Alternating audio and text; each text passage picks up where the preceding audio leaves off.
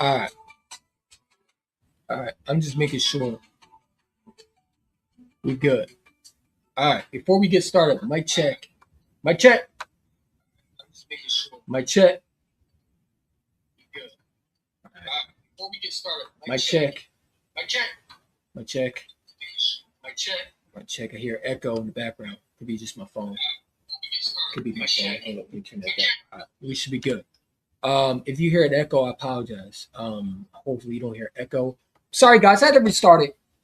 Because every time I do a live stream, especially StreamYard, it's lagging. But I apologize. Plus, now that I went on a whole little rant, but part of it was also I had to restart my computer. It was lagging. It was telling me, oh, your service is not available. Internet has trouble. Please click on this, that. I apologize, guys. So, but anyway, there is more things we got to talk about today. Obviously, let's talk about it. Let's jump into it. Kevin Patullo had his little press conference. His little press conference he had in Miami Dolphins. All I gotta say is to the dude, and I said this in my last live stream earlier before I had to redo it. The guy brought nothing to the table. He brought nothing to the table, and it's amazing how people give him airtime, especially Dolphins reporters. Why give this guy airtime? He's not your offensive coordinator. Is he calling the plays? No. What does he do? He's a pass offensive system. The fact that he has any airtime or any time to really talk about the Eagles, it just shows he's not even prepared. Why are you talking about us? You know, I if I was Kevin Patullo, I honestly would not be talking about us. That'd be the last thing I'd be wanting to do, because you just got fired from your job because how piss poor you were.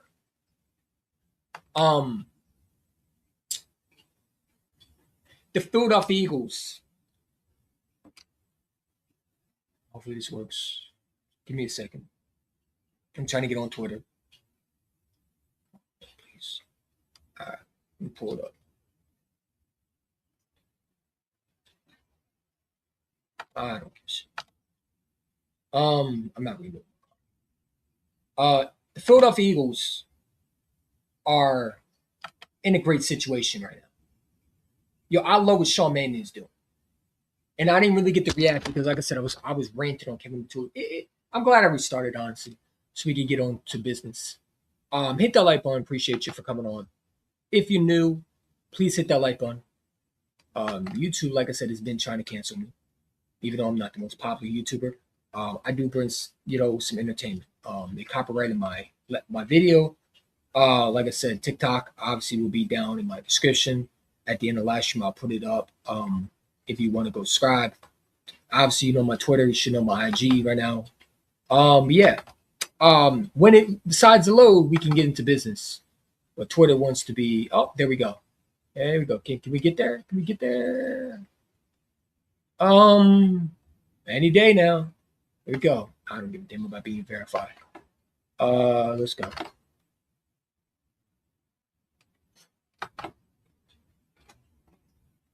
Let's see. Let me go.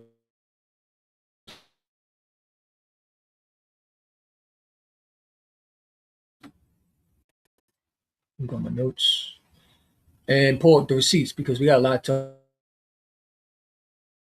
talk about. Got a lot to talk about, man. I was supposed to do this, like I said, I had to restart it, and I apologize. And then my computer, whenever I start my computer, it says there's no Wi-Fi. I had to restart it again. So yeah, it was supposed to be 8:40. We started a little bit too late. I apologize for that. We should have already been done, but like I said, let's start with the basics. Kevin Patullo. We talked about him, but we're going to jump into his little video, and I got to break it down because this dude was asinine for things he said today. I made videos, I made reactions. I didn't react to it on live stream, but he aggravates me. He aggravates me, and the things he says is really it bothers me. This season we had last year, this was because you had a top defense in the NFL, and this offensive coordinator slash assistant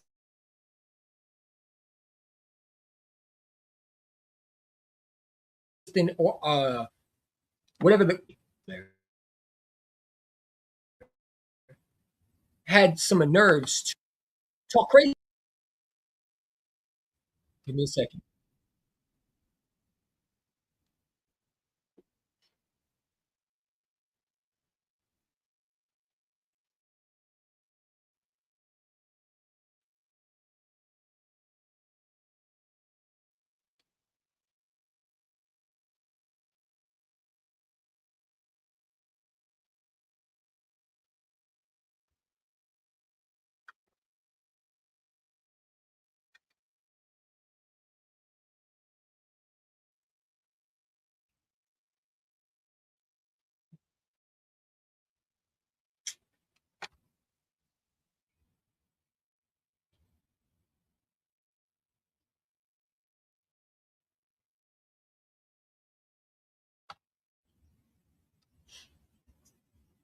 Line is out here doing everything he can to try to stay relevant. This man said, I quote, we built something from the ground. We build something from the bottom to the ground up. We build a culture. You know, he talked about the culture and stuff like that. First of all, the fact that you had the audacity, let me pull him up because I want you to see the picture, not me, the picture, because that's the only thing you need to see in this. It's not me. You know, hold on. Can we do this? Yeah, let's pull up the picture. There we go. Y'all see that? Can you still see me in the background? I want you to see the picture. When this dude is talking, and I made this by the way. You see me couldn't seem to get open, and that was Saquon Barkley. Couldn't bother get him in game plan worth a damn. Jalen Hurts put AJ Brown, but he's leaving, obviously. And Kyle Lemon wasn't there last year. But this is the offense that he sits there and lies about, talks about how great job he did. If you did a good job, why aren't you a head coach? If you did such a wonderful job and you were the reason we won the Super Bowls, because when you listen to his interview, he swaps down that he was part of the reason we went to the Super Bowl, when the reality is you weren't. You were the pass receiving assistant head coach, I believe, which you are right now in Miami. Is the same thing you've been for 4 years. For a guy that sat behind 4 years and learned nothing. And he talks about how he understand the culture. He brought culture. You know, he saw how culture changed. All that crap that he brought nothing to the table when it came to his turn. That's why we had to fire him and bring Sean May into the building. That's why A.J. Brown is gone. Well, it's going to be gone June 1st. June 2nd, excuse me. Because of these two idiots, both Nick and KP, who couldn't be bothered to do their job. That we pay them to do their job. One of them should never have been hired, and that's Kevin Patullo. But we gave him an opportunity because this bozo head coach thought he knew the offense. Oh, Nick knows the offense. According to Nick Sirianni last year, Nick is a smart guy, and he's. You remember how many times Nick said in the press conference last year? I don't want to revisit it, but it makes me mad because this guy should never have been in the offensive coordinator responsibilities at all. And now this guy is talking like He's done something special. Where's the clip at, man? Where's the clip at? So someone show me. Hold on. Let me see if I can find a clip. Let's see if we can find a clip.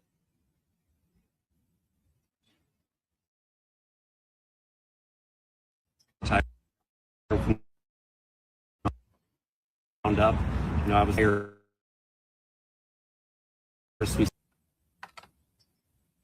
What? What highs did you make? You ain't Jeffrey Lurie. You ain't out. Did he just? First of all, this is part of the press conference. I'm gonna find the whole one. But the first thing he lied about, Pinocchio, again, Mr. Pinocchio, lying once again. Can we find that real quick? Can we find Mr. Pinocchio? Yeah. Hold on, give me a second. Cause Mr. Pinocchio, well, we'll do this afterwards. But he's sitting there lying. Pinocchio Kevin is out here lying. His nose is growing bigger. Every time he lies, the wooden nose of his lies continue to grow and grow. To like, oh, we did a great job. Hold up, you weren't part of the hires. Made a lot of the hires. We made a lot of the hires. Who are you talking about? You didn't make no hires. You weren't part of the offense when Shane Steichen and Kevin Patullo were the offense coordinators. What hires did you make?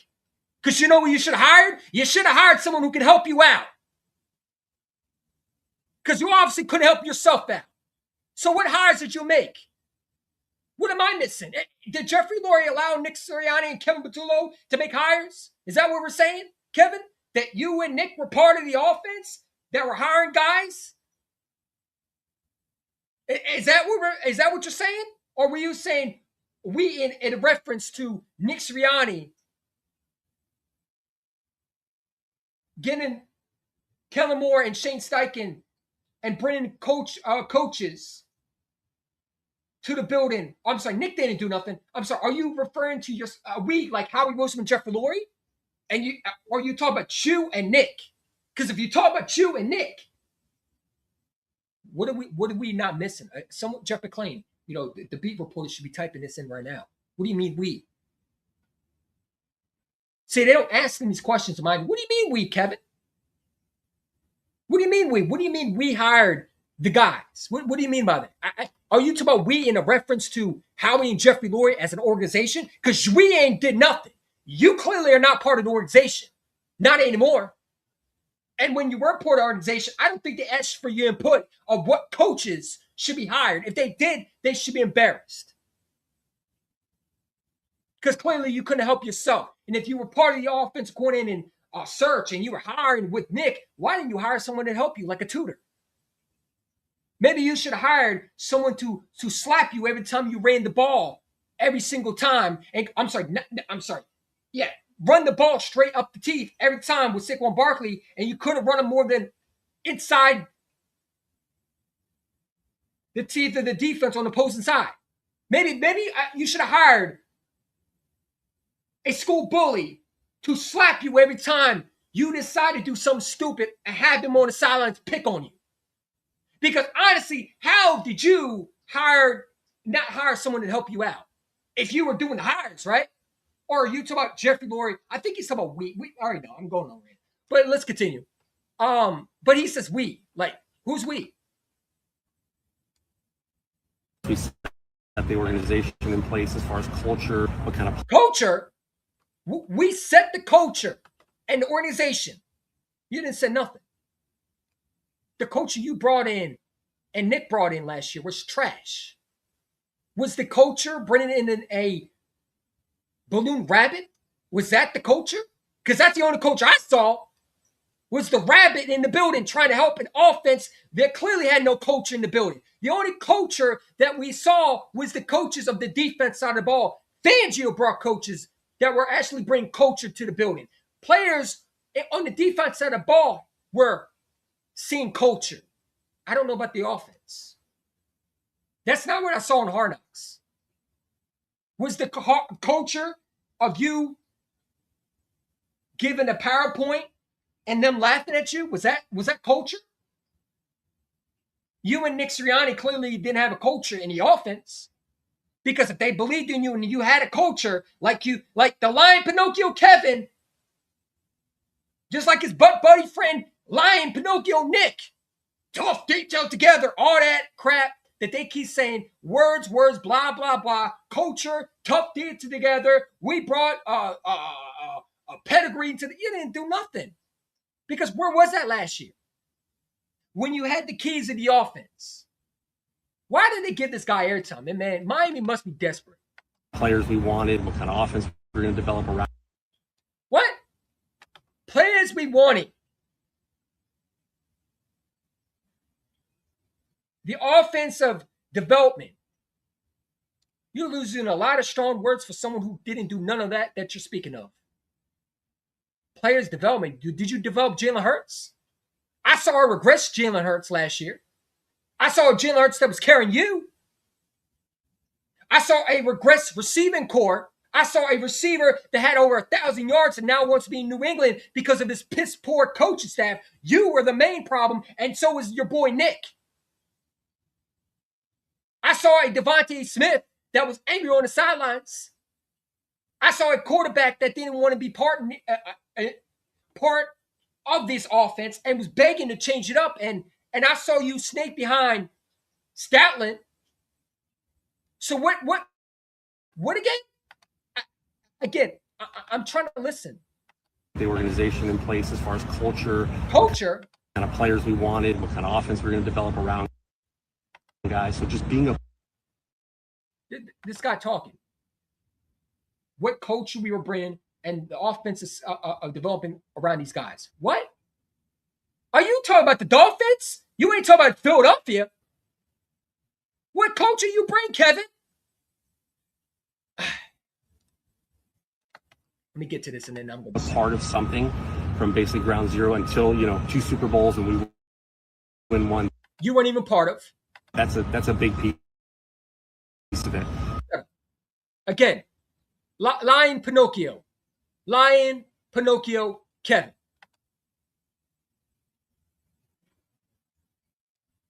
Lion Pinocchio, Kevin.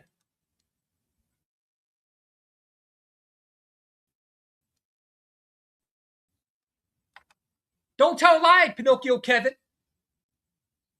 Your nose is growing bigger as you lie to the media. What culture did you bring when Jalen Hurts was asking you to change the offense because you couldn't run an offense? Did you use those words that you came up with? Because it's great to talk about all those nice things, but you didn't show none of that. Because I'm pretty sure when we heard your press conference, you had no clue what you were doing. You swore it down. You were doing a great job. You made no adjustments at all. So where was the development? Are you talking about the Dolphins? Because if you talk about the Philadelphia Eagles, you don't know what you be talking about. And your brain is clearly scrambled. And them eggs that have been hitting your house clearly has got your mind messed up, where you forgot who you were.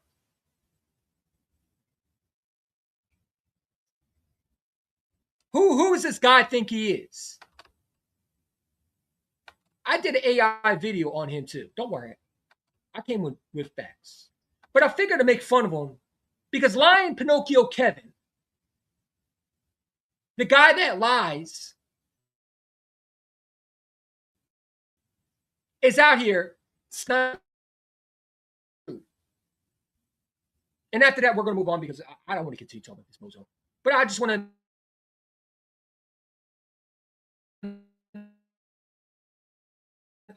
I think of two things. But then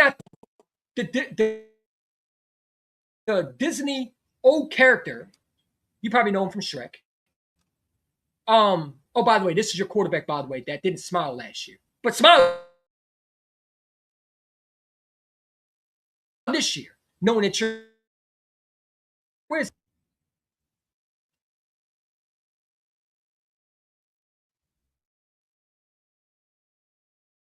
Let me go back. Pinocchio Kevin. And I figured to have fun. We're going to talk about that too. But Pinocchio Kevin is out here lying like we didn't see our offense last year. must be stupid. They weren't stupid. Kevin. Yeah. Pinocchio Kevin out here lying, nose grown bigger. Let me turn on the volume.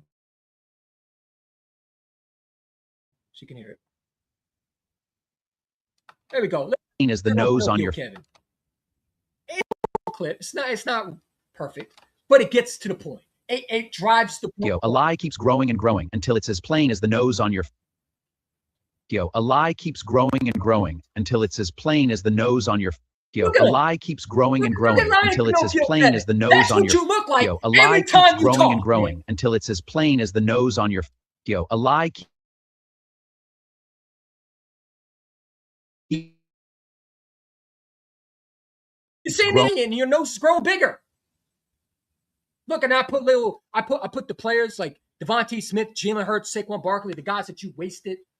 I would put AJ Brown, but like I said, he's probably out of here. I didn't see the point of doing that. But this is every time you lie. You're lucky I didn't have time to put you and Nick Sirianni in the same conversation. The two Pinocchios that continue to lie.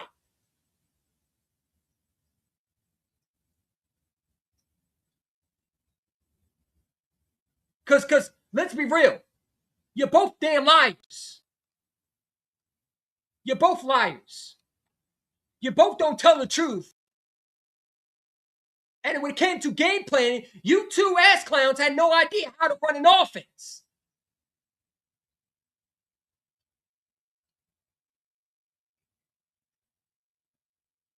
So explain to me, what coach you brought in?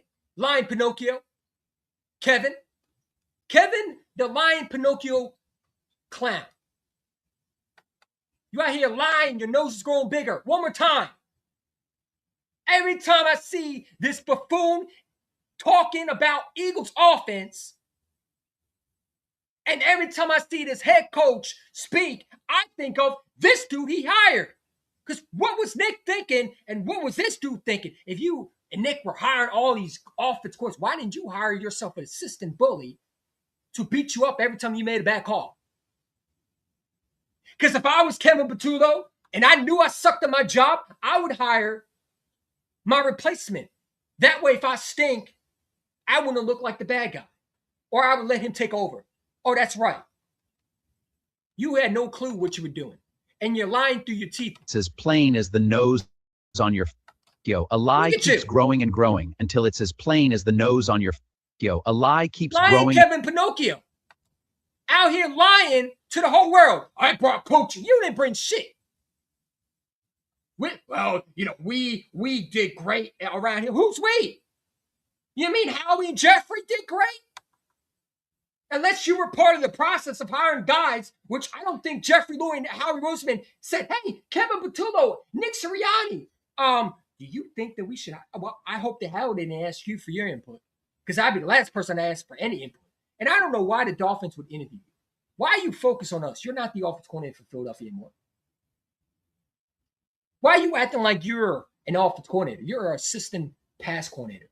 They're just bored. They have nothing to talk about. Because Miami, they don't know nothing about winning. But they shouldn't never give you airtime because you're not the offensive coordinator. Why do we have to listen? Why are they listening to you? Are you going to be calling the plays? Aren't you the pass assistant, receiving coach, something like that? Why are you talking about the Philadelphia Eagles? You're not even the offensive coordinator for the Miami Dolphins. They demoted you back to where you were. The head coach said that you were a good pass assistant coordinator. Notice he didn't say you were a good offense coordinator. And he was just desperate. I don't know what they see out of you, honestly. But again, every time Kevin Patullo opens his mouth, growing until it's as plain as the nose on your a lie keeps growing and growing until it's as plain as the look at it. Nose on your Pinocchio. Look at all the players that you had on your roster that are walking on your nose. That is you lying. And when you sit there and talk about winning culture, who are you talking about? Those are the players that look at them walking off your wooden nose. All the lies you told. Growing and growing Look at them walking right off the until nose it's as plain as the ground. nose on your. Look at all the talent you wasted. Every single one of those players that you had on your roster, you and the stupid coach had on your roster, and look at them walk off your nose. Look at how big your nose has grown from all that lying. You're deceitful. You're pitiful. How dare you go on a interview and talk like you're one of them ones? Them eggs must have fried your brain cells, man, because your brains are scrambled, bro. Them eggs got hit. The eggs that them fans who I don't condone, but since they've been throwing eggs at your house, you've been saying a lot of weird stuff, and this is one of them. You're not even the offense coordinator for the Dolphins, bro. They hired you as a pass assistant coordinator. When did we allow pass assistant coordinators to speak? And why is you talking like you're going to be calling the plays this year? They had more smarts and intelligence not that make you the offense coordinator because they knew what the hell you didn't bring. And that was definitely coaching. You didn't bring that.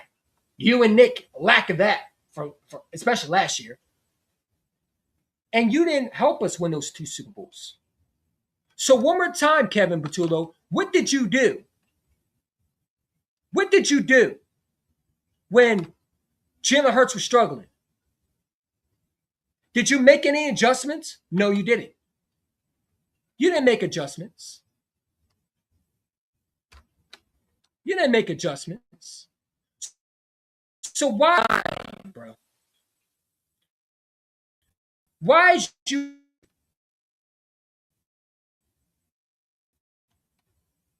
lying in those 2 Super Bowls? I don't get that. Here's the other one. Then after this guy on because Sean Mannion is going to be, but I got to bring point home.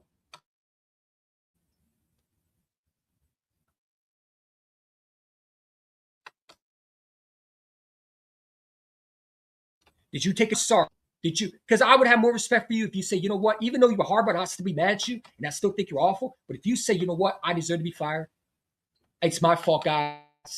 I'm going to thank you for giving me opportunity. Yeah, we'll hate you, but you're not aligned. He's good friends with Kevin Patullo, so he look at this crybaby. This is what Richard Sherman said about him. Man, it's not my fault. If they don't understand, when you're the offensive coordinator,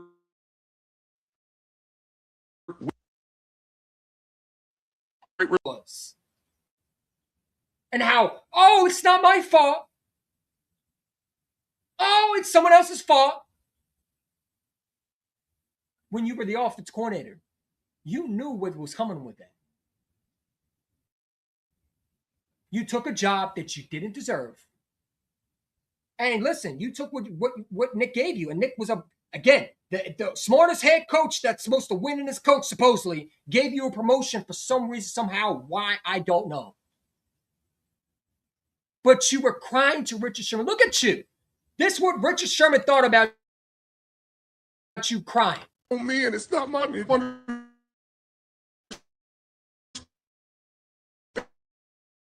and the inner workings. And it's like, with great. This was you. People are just so, man, it's not my fault. If they don't understand the inner. Oh, what is me? Boo-hoo! I don't like Philly fans. Oh, what is me? All that talk. You ain't talking that now.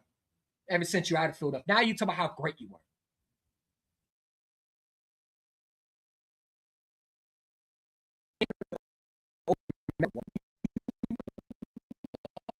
Philadelphia. You will never be loved in Philadelphia. They will always remember you as a horrible coordinator that was given promotion by a stupid head coach moron. For you to cry to Richard Sherman, you didn't cry to Jalen Hurts and beg for your job. You didn't cry to Jeff. You cried to Richard Sherman, who didn't even know, has no input of the NFL Eagles front office, has no Philly connections at all. You cried to Richard Sherman, a man crying into how unfair it was. No, what's unfair is you sitting there, number one. You're lying and told how great of an offensive coordinator you are, as we're seeing right now, and how pitiful you were as an offensive coordinator. And then we asked you what the problems were. You didn't know how to answer it. And then you lied to the media and swore it down. You're going to fix those mistakes. You and the head coach clearly couldn't keep your promises. Nick said, I learned from my 2023 season. Again, we have two Pinocchios in the building. And they're two same personalities. That's why they be together on the sidelines while we were losing.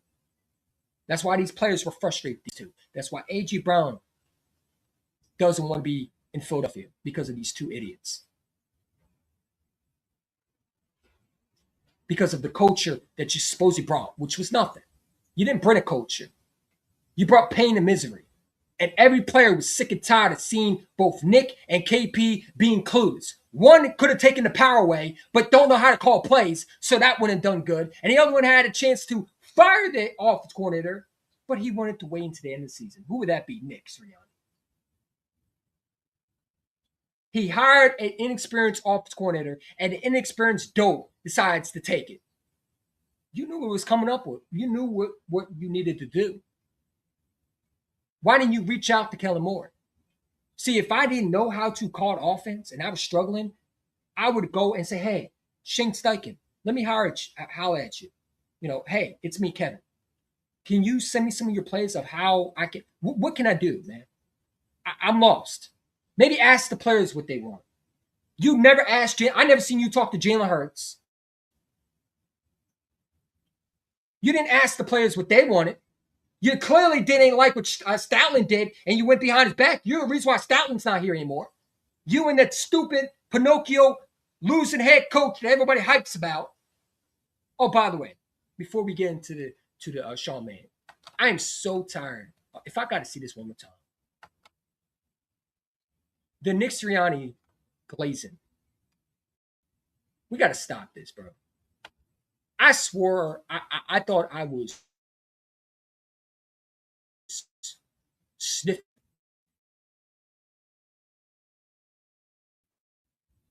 And it's funny, it's nobody.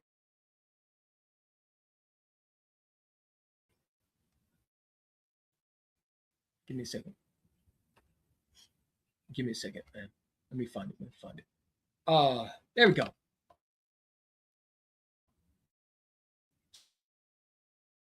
Someone decided this today. And I'm saying to give Nick Sirianni credit for winning the Super Bowl, right? It's another thing to compare him and listen to the names. The head coach with 40-plus wins since 2022. Overrated stat, by the way, because his winnings because of the talent around him and being carried by the talent, including his Super Bowl MVP quarterback, who we clearly cannot develop, who's been with four different offensive coordinators, I think four. I think this is his fourth offensive coordinator. Because his head coach can't call plays or don't know how to hire guys within. Clearly shown.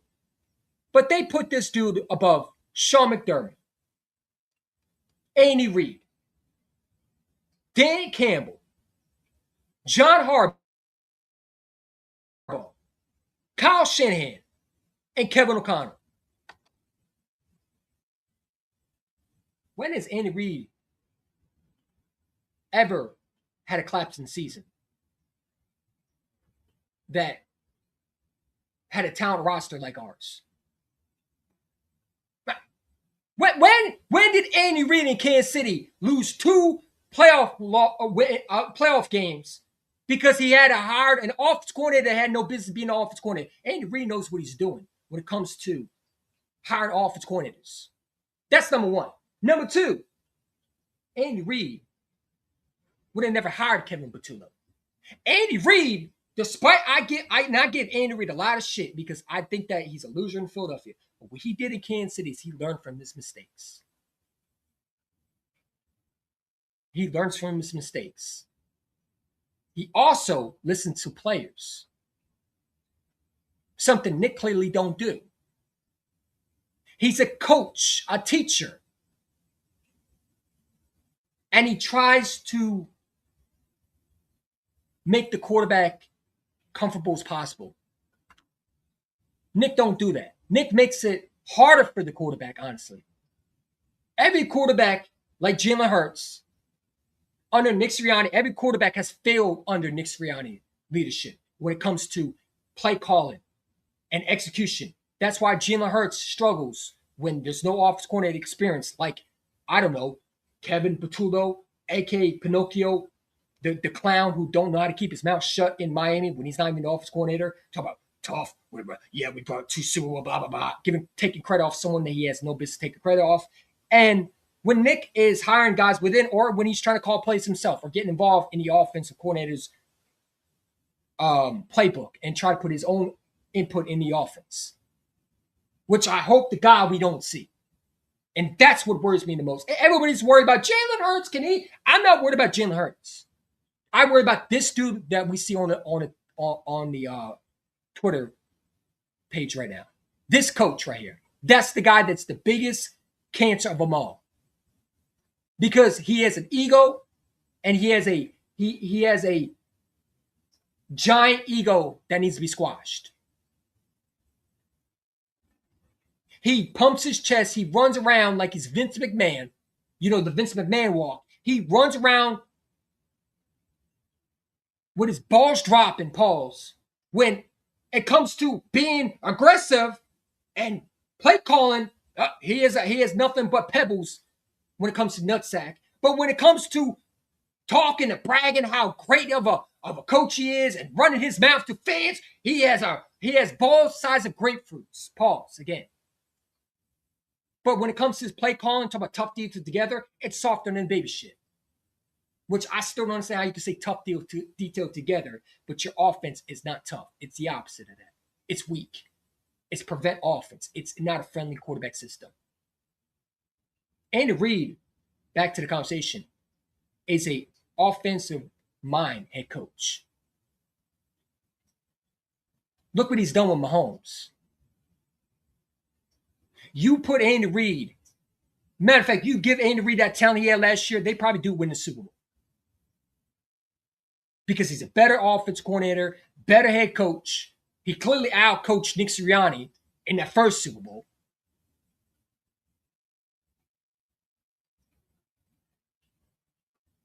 Andy Reid has never had type of talent that Nick has had.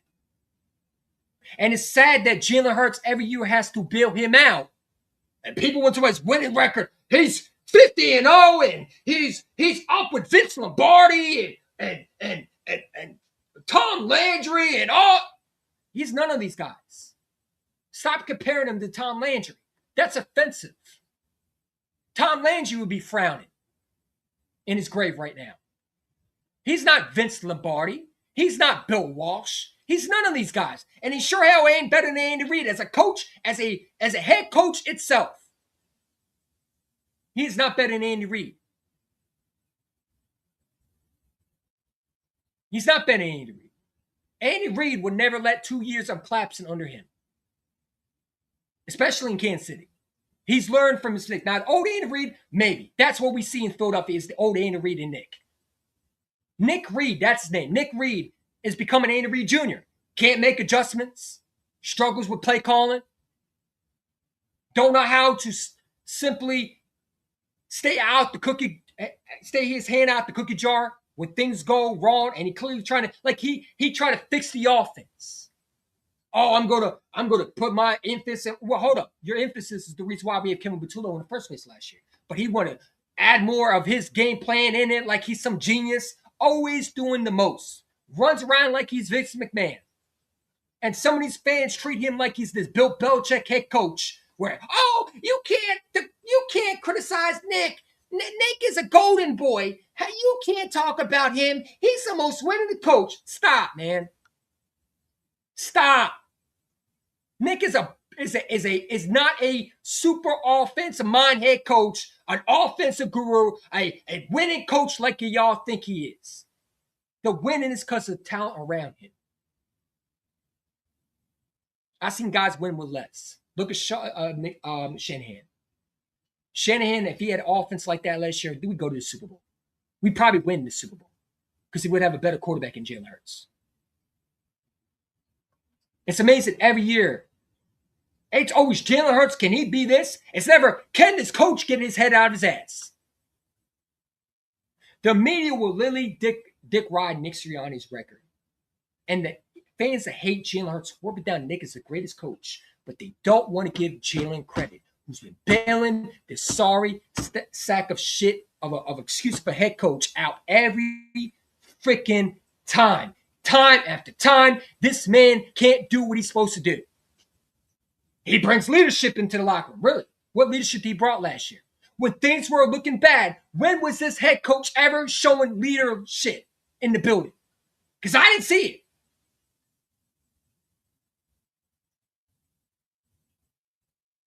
When this head coach is supposed to be a role model and a mentor, where was that at? When your wide receiver that you supposed to can control, right, was on Twitch saying how he hated here, you should have stepped in as a head coach and said, we ain't doing that, bro. Stop. And he didn't even think that you were good enough to even be on his level because he cursed you out in the playoff game when you try to confront him. When it was your play calling that literally made him mad in the first place. I'm not saying A.J. Brown, what he's done is perfect. And listen, A.J. Brown is his own enemy sometimes. And that's why he's not here anymore. But the reason why he wants out is because of this stupid coach, an incompetent Pinocchio offense coordinator named Kevin Patullo. That's why we have issues in the building. That's why you had to go get Sean Mann. Because of the stupid, most overrated head coach who gets praised for doing nothing. And when I got people telling me that this coach is a winning coach and telling me I can't criticize this head coach and I'm a fake fan for saying that, you can kiss my ass. Because if you don't see the problem, then I don't know what you want me to say. Nick Sirianni is not better than Andy Reid. All these coaches that we've seen, can we make this a little bit bigger? Let's see if we can make this bigger. All these coaches that we see, Andy Reid, Dan Campbell, Kyle Shanahan is better than Nick. As a standpoint head coach, Kyle Shanahan can call plays.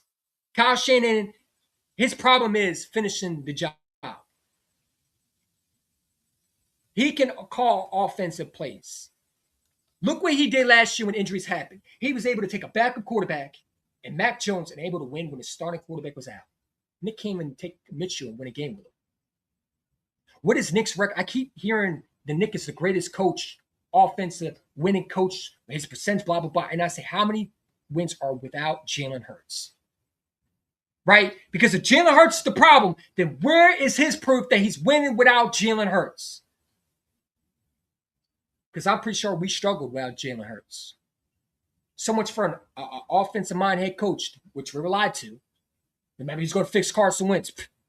Couldn't even fix Jalen Hurts right now.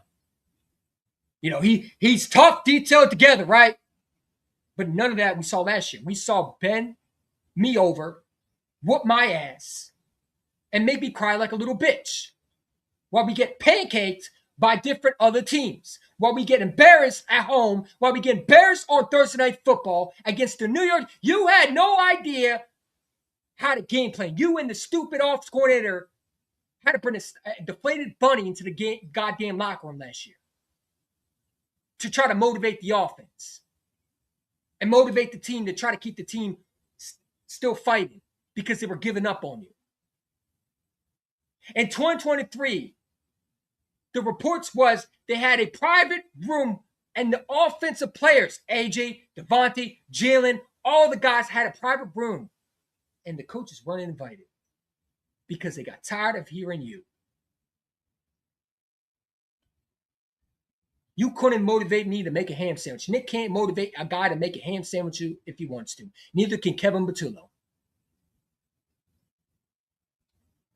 All that hyping and hollering to a tough D, tough together, tough D. Stop, man. Stop lying, Pinocchio. Kevin Patullo, oh, we bring leadership and culture. Stop lying, Pinocchio. You didn't do none of that. Because it was time for you to be the guy. You failed. You failed. That's why Sean Maine has to take your job, Nick. And that's why Kevin Patullo is no longer in Philadelphia. And he's the pass assistant coach. But now you bragging after you crying at Richard Sherman. It's not fair. I didn't do nothing. What do you mean you didn't do nothing? You took the offense coordinator job knowing what the responsibilities was. Don't take something you can't do.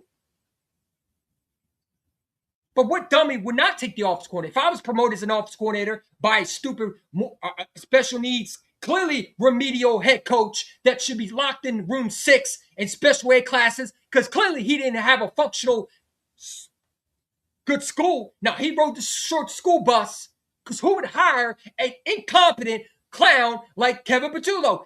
Nick would.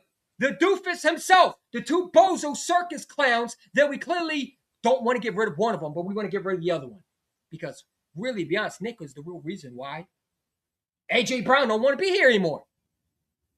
Why he don't want to be here. Oh, but I forgot. The people want to sit there and say Jalen Hurts is the problem. But yet Jalen Hurts is supposed to make shit out of wine. And then someone told me, this one bozo Eagle fan told me, Nick didn't get to have pick his own quarterback. What do you mean Nick didn't pick his own quarterback? Nick can't even develop a quarterback he has now. What makes you think he could develop a quarterback if he drafted one? And I'm sorry, guess who was his quarterback that he tried this to sit there and say he wanted to bring in? Gardner Minshew. And what did he do? Nothing. So stop saying he didn't pick his own quarterback because he picked Gardner Minshew and it didn't work out. Remember, that was Nick's guy. Nick knew him. Nick knew him. Nick had relationships with him. He also had relationships with who? He knew a lot of these other quarterbacks. Nick can't develop nobody. Don't sit there and say, oh, well, he didn't get to pick his own quarterback. So? You can't even develop the quarterback you have right now, and it's not the quarterback's the issue. It's the fucking coaching that's an issue. The quarterback's not going to make a difference. I don't care who you have as your quarterback. It could be Josh Allen, Patrick Mahomes, Justin Herbert. They wouldn't be able to have success like Jalen Hurts had. That's why Josh Allen had to fire his offensive coordinator in 2023, because if you think he could do what Jalen Hurts does and take that awful head coaching of a shit show to the playoffs every year and not be credit off of it, but give the head coach credit. Yeah, let's kiss Nick's ass when he's done nothing, but let's not give Jalen Hurts the credit. It's not the fact that he's talent around him that's bailing him out. No, let's give Nick credit and say, oh, we shouldn't disrespect him. They're there. Nick, it's all right. We know you're not the bad guy. More pressure is on Nick Sirianni. I'm going to explain why. I'm going to tell you why. That light button. Appreciate y'all for coming on. I'm tired of the glazing. I saw that and I almost vomited in my mouth. Stop comparing him to Sean McVay. Stop. It gets old. And all these Sirianni butt buddy friends of him, of the fan base club, the Nick Geek fan base, the glazing Nick Sirianni cheerleading fan base that they have in Philadelphia, the ones that continue to rub nuts. A pretend poster that they have up in their above their bedroom or all on their phone of Nick Sirianni winning the Super Bowl, and they sit in there telling me Nick is the most winningest coach. Stop, man. It's overrated. It's overrated. It's not good enough when you don't show it when you need it the most, because all that winning record means nothing when it comes to your quarterback who has to bail you out. I don't want to hear that. When Nick does the winning record, a percentage of games when he is the coach and he's able to be relied on, then you could come talk to me about he's the most winning coach. Until that, shut the hell up, man. And then any idea which to come up with. They'd say, well, Nick, not every coach can call plays. You're right. But not every head coach claps 2 years and hires wrong ops coordinators and lies to the media and says he learns from mistakes when clearly he did it. Not every head coach who can't call plays tries to involve themselves in play calling when they know they're not good enough. If you know you're not a good play caller, why would you try to hire someone who can't call plays and then your backup plan in the middle of the season is, I'm going to be more involved? Shit, that's how the fuck we begin in the season is you more involved. Less Nick is more involvement is good. More Nick involvement is bad. The reason why we fell apart is because you try to fix something that you should have never had in the first place, and that's experience. If you hired the offense coordinators, A.J. Brown would still be in Philadelphia more likely. We probably wouldn't have to get a new offense coordinator in the building.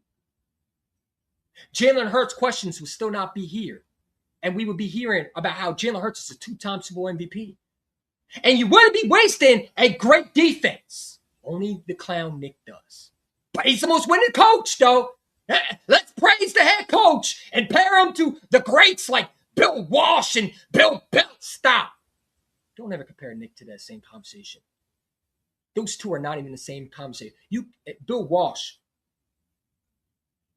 would laugh at Nick's goofy ass and outcoach his stupid ass every time if they played each other. Nick Sirianni got outcoached by everybody, including the rookie coach in Dallas. A rookie head coach in Dallas outcoached his stupid ass. The t-shirt wearing head coach cheerleader that we continue to have in the building, that doesn't know when to stop, that hires bad offense like Kevin Patullo, his friend, because he wants to promote his best friend. And Jeffrey Lewis should never allow him to have it in the first place. But the fact that you would hire Kevin Patullo, knowing he had no connections of these players' interests, and swore it down he knew what the players wanted, and gave A.J. Brown confidence because A.J. Brown vouched for him, Devontae vouched for them, and he let him down tremendously.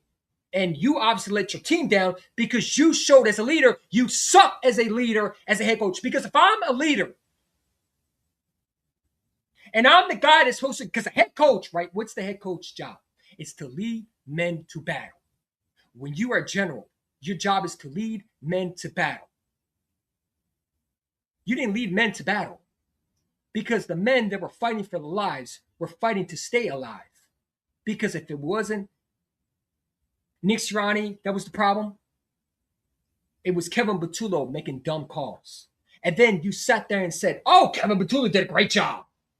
Well, we all know that was bullshit. You not one time criticized Kevin Patullo. You said he's done a great job. What do you mean he's done a great job? He's been horrible. How many times we heard Nick Sirianni, Kevin Patullo, he's done a great job. What? What do you mean he's done a great job? This is the leader we have in our locker room. The guy that's supposed to be the most winning coach sat there in the press conference and lied and said he learned from his mistakes. Oh, we're not going to be 2023. No, we were worse than 2023. Because at least in 2023, our offense was able to score. You could have fucking scored this time. You know, I got to give Brian Johnson credit. Brian Johnson wasn't the problem because we found out, by the way, Dave Spadero, someone asked him, who's running this offense? Because he did a QA for fans. And they said, no, Brian Johnson is the offense coordinator, but Nick is somewhat involved, and it's a 50-50. We've seen it last year in 2024 with Kellen Moore. Why is Kellen Moore not running this great offense? Oh, we found out Nick is involved. And then Nick stays out the way, but hires an incompetent show of themselves. A guy that doesn't deserve to be an offense coordinator. You know who he hires? He hires himself. He hired Nick Sirianni Jr. He hired his clone. If Nick Sirianni had a clone, it would be Kevin Patullo. They talk the same. They say stupid shit. They lie through their teeth. They actually think their shit don't stink when they actually the reality they do. They talk big out their mouth when they can't back up anything they say. They have a biggest ego, but their ego on the field is the opposite of what they call on the field. They run the same formula offense that is vanilla and not anything worth watching. Everything's predictable. Your quarterback was begging to change things up. Did you once go to your quarterback and help him out? No. You were smirking. This head coach, the most winning coach that everybody praised, that we still have in the building somehow, some way, I don't know why, was smiling at Jalen Hurts for throwing 5 interceptions. That's our head coach. That was our leader. This is a guy that they say is the most winningest coach. He was smiling at Jalen Hurts, smirking. Thought it was funny. When we threw 4 interceptions against the Chargers, you not one time got into your quarterback's face. But then you had the audacity to go to A.J. Brown's face. Because you sucked as a play caller. And it didn't help when you couldn't call plays, and neither could your fucking incompetent best friend that you wanted to hire because you wanted a clone of yourself dancing on a damn sideline like a jackass. So when I hear people talk about Nick Sirianni as a winning coach, it annoys me. But I don't want to continue on because we got more to talk about. And hit that like button. I'm just getting started. Sean Mannion. Let's talk about Sean Mannion. Sean Mannion is going to be happy. Look at my quarterback right now. Does this look like a guy that's not having fun? Jalen Hurts knows that Nick is no longer part of the offense. When you know that the head coach has been the problem and now he's out the offense and you brought an offensive coordinator that knows what he's doing. He's seen someone who knows what the hell they're doing. You've never seen Jalen Hurts this happy. Part of it is probably because A.J. Brown is out of here. I mean, did you see Jalen Hurts building that chemistry? Like I said, I would love A.J. Brown back, but if I expect him to be traded to the Patriots. Patriot fans are over there laughing at Eagle fans, saying, "Oh, y'all mad? Why would we be mad? We don't want him to go. A.J. Brown wants to go."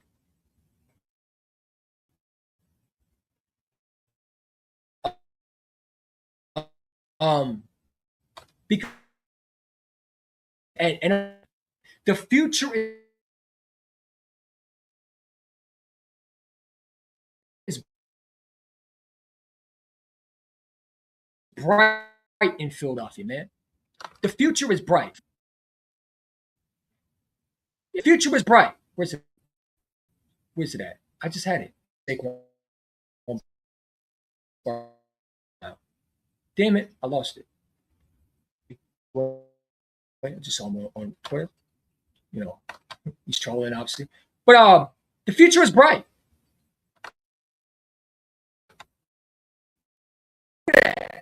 Look how happy they are. Sean Brennan, that is right there. That is culture right there. Let's look at that.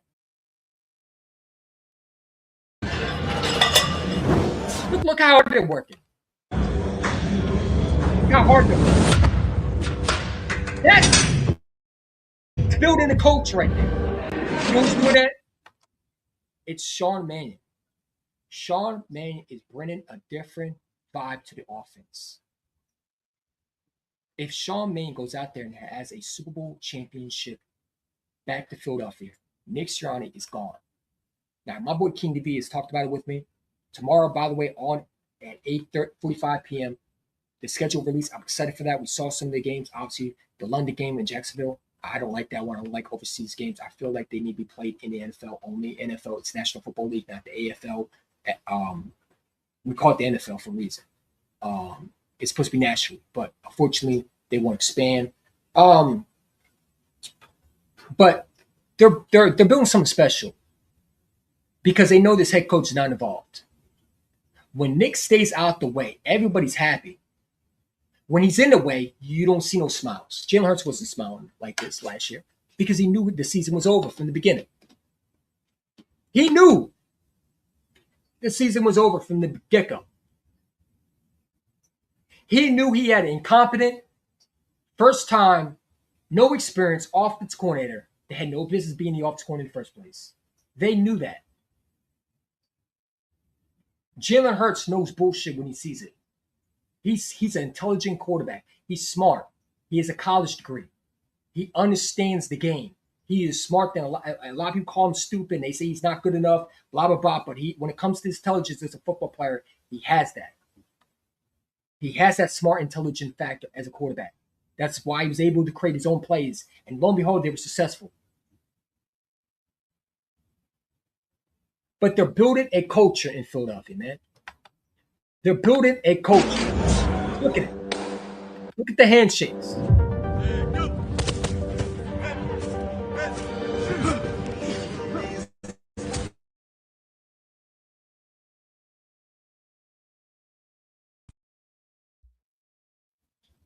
he is to fire his ass. And honestly, I think it's lining up for Sean Mannion to take over the job. If the Eagles go to the Super Bowl, Sean Mannion will be your head coach. I think Sean Mannion either way is going to get the job. I don't think they brought Sean Mannion and say, "Hey, Sean Mannion, we're just going to be you're going to be the offense coordinator, and you're going to call plays, but Nick is really going to be the head coach, and we're gonna let you be the offense coordinator. If you can be a great offense coordinator, we're going to let you go somewhere else." And no, I think the plan is, Sean Mannion, come in there and show us what you got. If you're this guy that we think you are, we might make you the head coach. Nick Sirianni is losing more power as we speak. We heard reports that Sean Mannion has been putting this little emphasis in the offense.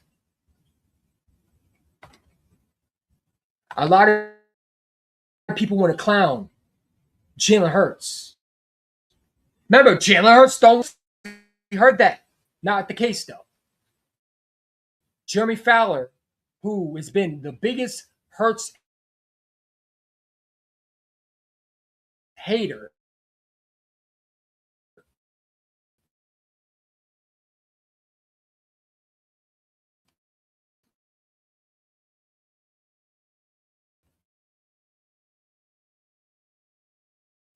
it's amazing. Pull it up real quick.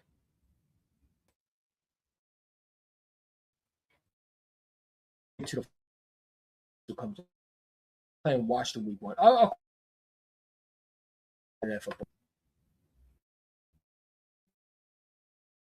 But this is a creative offensive mind guru that I never. Nick, how come you didn't do this? Because he's not an offensive mind head coach. Nick Sirianni is not running the offense. This is Sean Mannion's offense. That's why they're okay with letting A.J. Brown go. Because they know Sean Mannion can call plays. Sean Mannion might not be an offensive coordinator that's called plays before, but he's called plays, I think, in the Shrine Bowl before. And he did a pretty good job.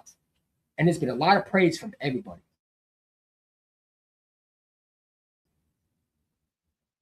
So there's been a lot of praise. Eagles are now using helmet cams, doing coach teach better. Coaches want to teach better. What is the one thing I said Jalen Hurts had to get better in? Because I love the kid. I think he's great. But there's some things he has to work on. Is the scenario, the situation, football, right? Trying to do too much sometimes. Jalen Hurts sometimes makes great, phenomenal plays. They're like, whoa, right? And people don't give him credit, but when he threw that ball to Zacchaeus in the back of the end zone to against the Buffalo Bills, the year that Nick Sirianni didn't hire an experienced offensive coordinator and couldn't call plays, by the way. That dude that collapsed, the most winning coach, by the way. Whatever. He threw one of the greatest throws. He has so much talent, but it's being wasted by incompetence. We've seen throws of Jalen Hurts. It's like, this guy has it. But there's some flaws of his game. And that's why you need good coaching. Everybody want to criticize Jalen Hurts, but when it comes to these other quarterbacks, they need better coaches. They need better talent. They need a number one receiver this. But Jalen Hurts, nope, he's supposed to make everything work. Nope, he's supposed to make scrubs look great. But Josh Allen's allowed to do whatever he wants, and no one criticizes him. New coaches may be better for him. Can Josh Allen win it with great coaching? The coach has been bad with Justin Herbert. Gets a new coach. The offensive line's the problem. Jalen Hurts has the same offensive line issues last year. Most of them can't stay healthy, which I think the offensive line will be better. We did improve it tremendously in the offensive line. Now we're going to see without Stoutland, who, by the way, Nick and the Snake, Kevin Patullo, the two Pinocchio Lion diva type coaches that we have that's supposed to talk about leadership, was the reason why Stoutland's no longer here, because they snanked him behind his back. But this is the problem that I had with these coaches, is they never did something like this. Only Sean Mannion, who knows what he's doing, is bringing a little adjustments to this offense, put a little different swag to this offense, and I love it. I love it. Because you think Nick is running something like this? Hell no. This ain't Nick's offense. Nick is not running this offense. You think Nick is running around here talking about let's do our GoPro cameras for Nick ain't doing that. We never seen this with Nick Sirianni. That tells me Sean Mann has the full offense. It's his offense. He runs whatever he wants. He has no setbacks, no talking to Nick Sirianni, no communicating with the headset with him, nothing like that. It's his offense only. He runs his offense the way he wants it, how he wants it, what players he wants in the field. Nick is not involved in any shape or how except being the cheerleader on the sidelines. And that's how it should be. What's up, my guy, Jaden Chris? How you doing, bro? Just talking some football. Appreciate you for coming on. But like I said, the coaches wanted to teach better to better prepare players for in-game scenarios. And hear exactly what's happening in huddles. And I love it. Because it not only going to help Jalen Hurts, it's going to make him even more dangerous. We know Jalen Hurts has the talent. The guy's a Super Bowl MVP. But the thing that he lacked was he hasn't had real coaching. Guys that force him to do things he's uncomfortable with. Nick Sirianni, for his first year, used to get on Jalen Hurts. Doesn't do that anymore. I don't know why. Maybe because Jalen Hurts don't like him. I think that's why. Because they used to have this little handshake they used to do. They were tight with each other. Jalen Hurts and Nick Sirianni were able to talk with each other. Every day you saw Nick and Jalen Hurts in that first year under these two were talking with each other. They don't do that anymore. So now Sean Mann is coming to the game. He's bringing a new swag. He said, I'm going to run this offense the way I want. Nick, stay out my way. Let me do my part.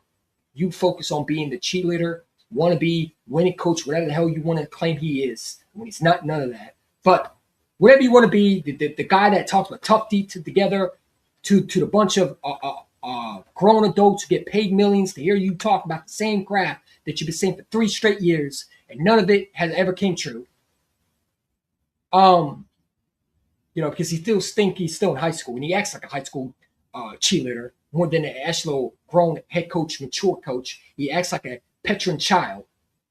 Sean Mann is bringing maturity into the locker room. He's bringing ideas that are going to help this quarterback room.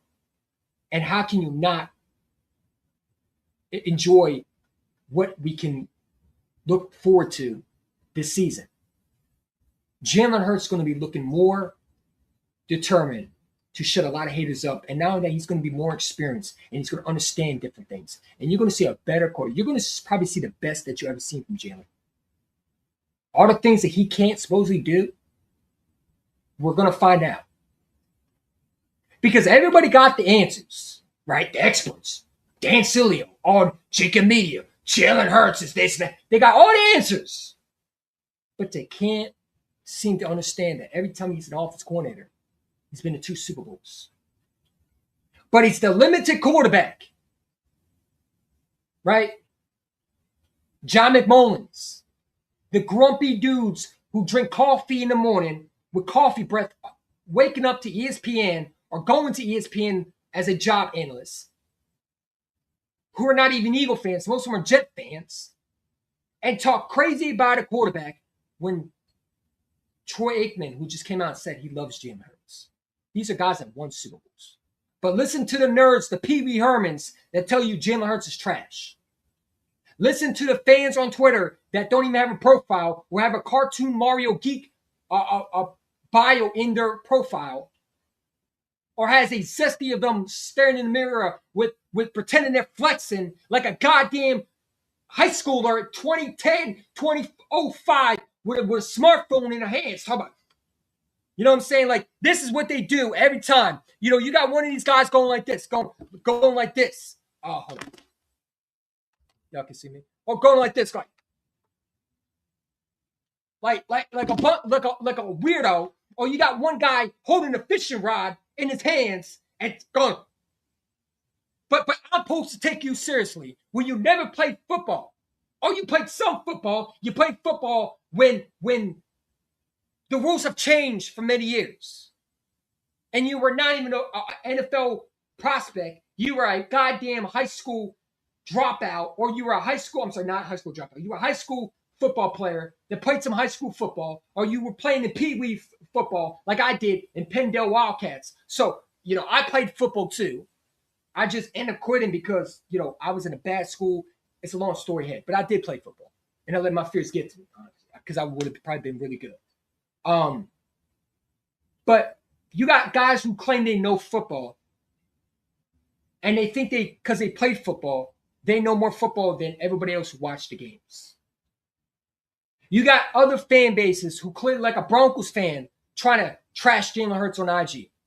Yeah, Jalen Hurts, we see the problem. And he bring up a 2023 clip of Dallas Goedert talking to Jalen Hurts, seemingly talking, and they're frustrated because Nick Sirianni couldn't get his head out of his ass. Remember, the most winningest coach, right?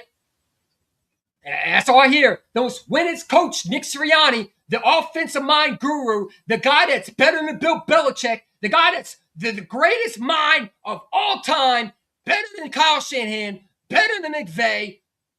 Let's jack off to Nick Sirianni and yeah, Nick is such a great coach. Yeah, Super Bowl winning coach. Nick, the offensive mind, the most winningest coach.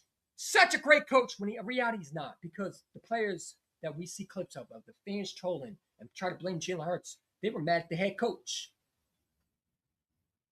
But again, back to what I was saying. These are the same fans that say Jalen Hurts can't do this, can't do that.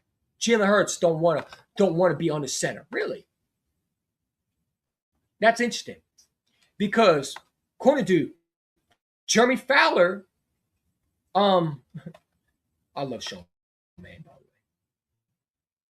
Oh, by the way, look, check this out, bro. Like, this is awesome, man. Like, look.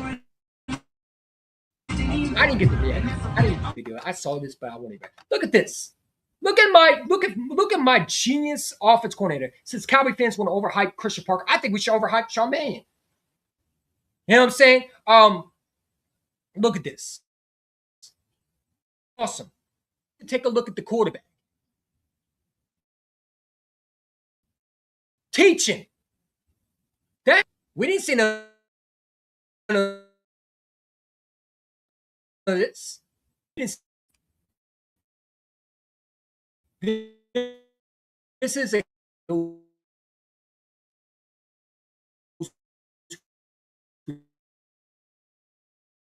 he's doing. You could tell, even though he didn't play an NFL snap. I'm sorry. Give me a second. The guy knows what he's doing. So I'm excited, man. I'm excited. Look at this. It's beautiful.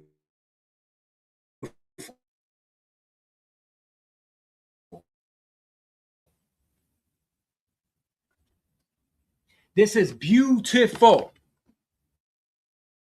I like this. This is getting me excited right here. This is what I want to see.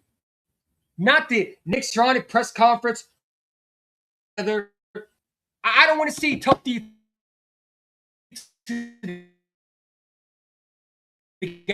I want to see the coach of the Philadelphia Eagles right here. Because if this guy goes out there and does a better job, Jeffrey Moore and Howard Rhodes are going to have a tough decision to make. And it really should be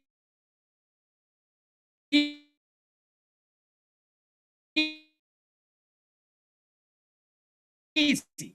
It should be a leader, whatever you want to say, even though I don't think he's a locker room leader. But it's not an offense that could get the Jalen Hurts.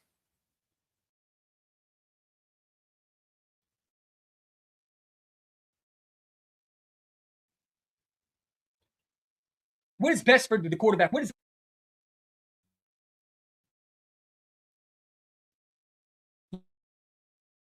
You know what I'm saying? And I don't want to go through another season where we have to go through another wolf.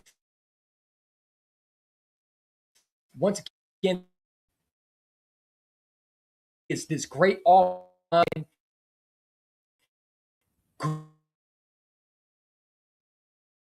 guru again.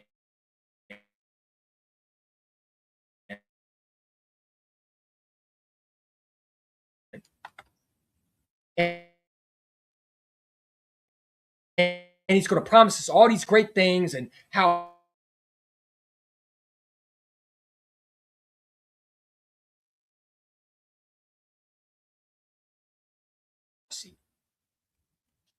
oh, we focus. Sorry about that, man. Give me a second. I don't know why it's lagging. I don't know why it's doing it. It's lagging.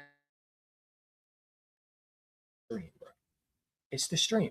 It has to be. But I'm excited. Troy Aikman said this today. I want y'all to hear it because I want you to hear Troy Aikman. I want you to hear Troy Aikman, man, real quick. Because again, the same Pee Wee Hermans that want to tell you Jalen Hurts is this not a special quarterback, Troy Aikman thinks otherwise, and he's a Super Bowl. I'd rather listen to this guy.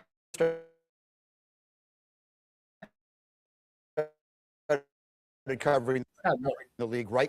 Stop listening to Pee Wee Hermans, man. When specifically was your relationship with Norv Turner, who was your offensive coordinator? How roughly were you together? He was there 3 at the very beginning of your career, and really was there before he would have gotten a head coaching job. And I bring that up as the sort of the context for the Jalen. Make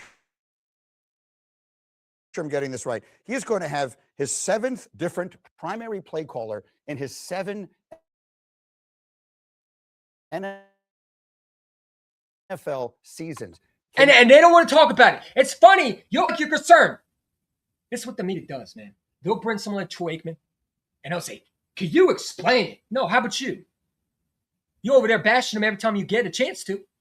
You're over there. Your boy Jeremy Fowler said we should trade Jalen Hurts. Pee Wee Herman, the clown that loves to jack off to Justin Herbert's regular season highlights. Danny Perkins, whatever the hell he is, Parkin disease, whatever you want to say. The clown that don't know football, Pee Wee Herman himself, that talks, is over there talking about we should trade Jalen Hurts. And what's that one idiot said we should trade Jalen Hurts and he has nothing left? They work for you. But you're asking Troy Aikman, who's, you just said, what was it again? You said what? A 7th off? This is a 7th? Holy shit. Your team was in its ascendancy. And what I remember very specifically, we were related with North. How many years roughly were you together? He was there 3 at the very beginning. You trying to compare that to Jalen Hurts? Bring that up as the sort of the context for the Jalen Hurts conversation. I want to make sure I'm getting this. Have different primary play caller in his 7th. Do you know that is not normal? Do you know that's not normal to have 7 different play callers? One more time. Because when y'all want to sit there and act like Jalen Hurts supposed to be this veteran. Different primary play supposed caller. to do everything. NFL, can you explain? Because 7 different offensive coordinators he's had through his career as an NFL quarterback. I mean, let me hear the one time. Is it in his 7 different offensive coordinators? That is unheard of. That's insane.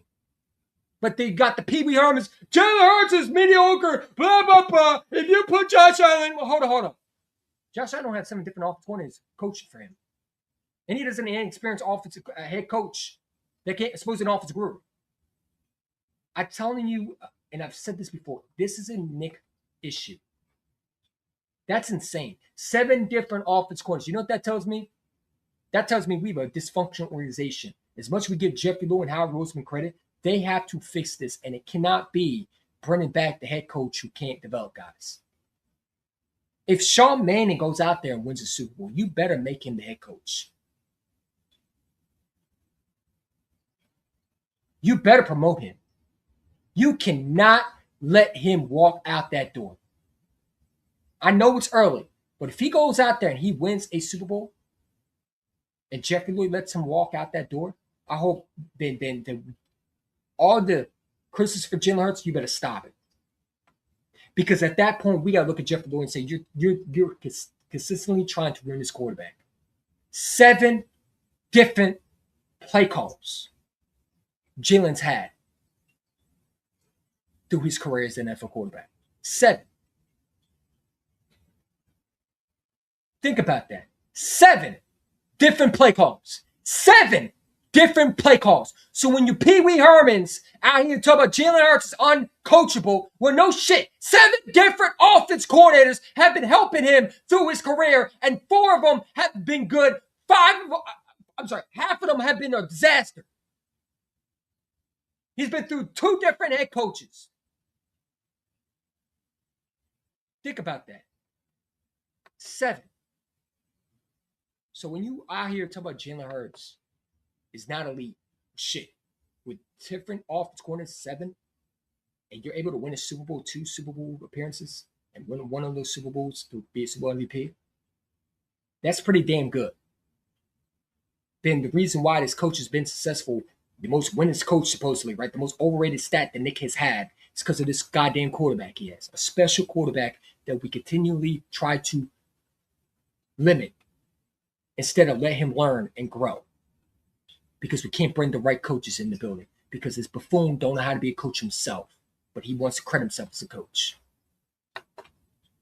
NFL seasons.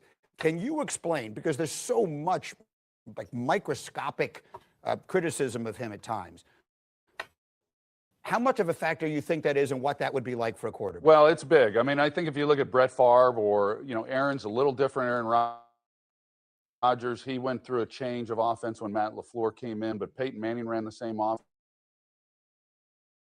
Tom offense. I was not one of those. I had the same offense with Norv and Ernie Zampi. And I know I've had those conversations.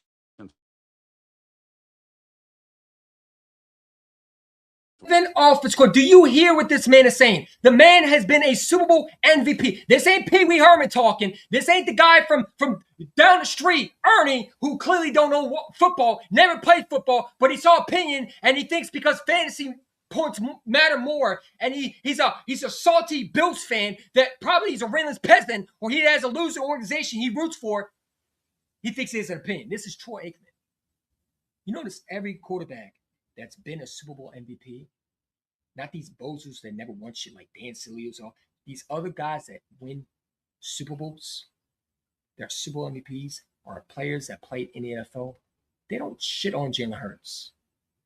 But except the Manuachos, the LaShawn McCoys, who never won shit, never been part of the real reason why they won anything.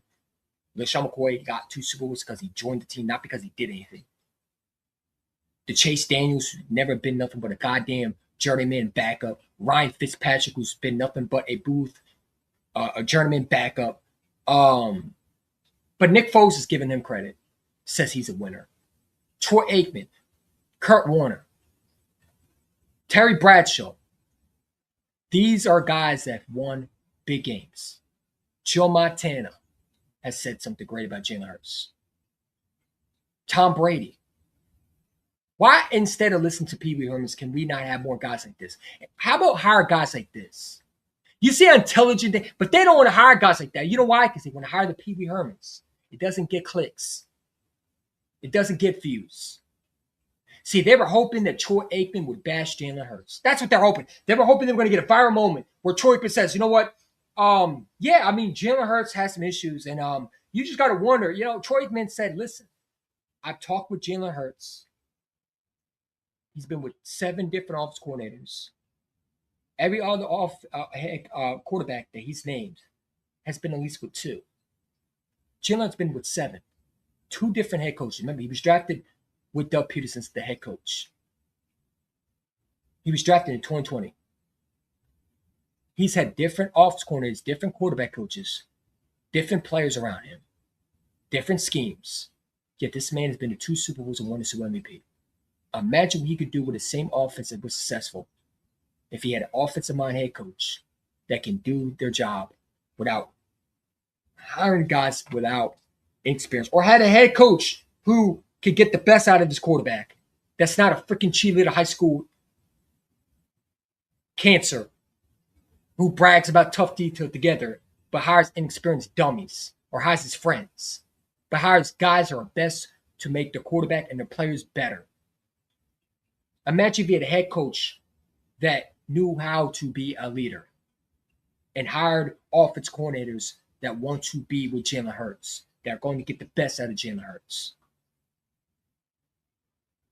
7 different offense coordinators this man has had since Doug Peterson was his head coach.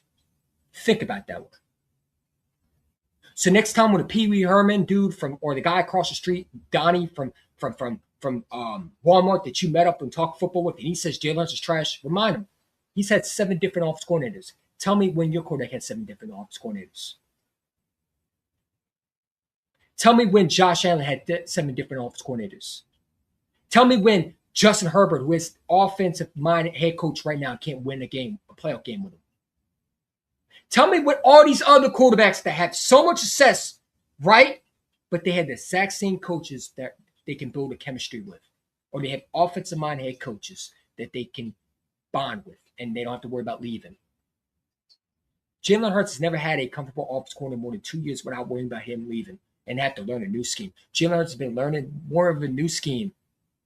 He's been the real offense coordinator in the building more than anybody else because they haven't stayed that long. And it's sad, bro. It really is. Hurts is put in a bad situation because he has to learn a new scheme. I mean, it does. But listen to the Pee Wee Hermans, the goofy nerds on Twitter that had the bio and the fake profile of them taking a snappy with their phone. Yo, I know football.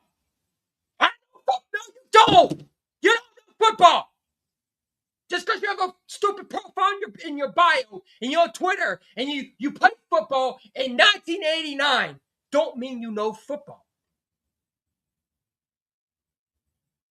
And I don't take anybody who has a fishing rod in their bio.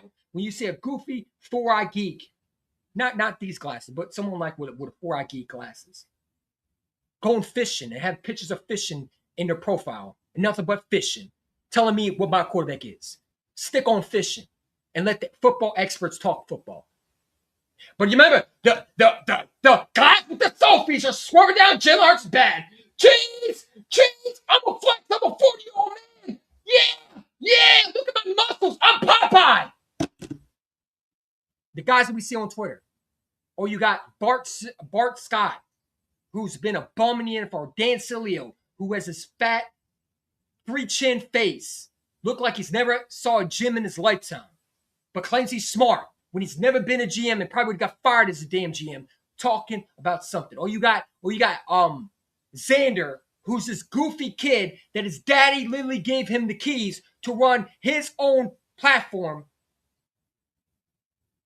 And he thinks he knows more football. And guys tune him in because he says the stupidest, crazy stuff. And he got old senior, 70-year-old John McMullen, who's the worst person to ever talk football with.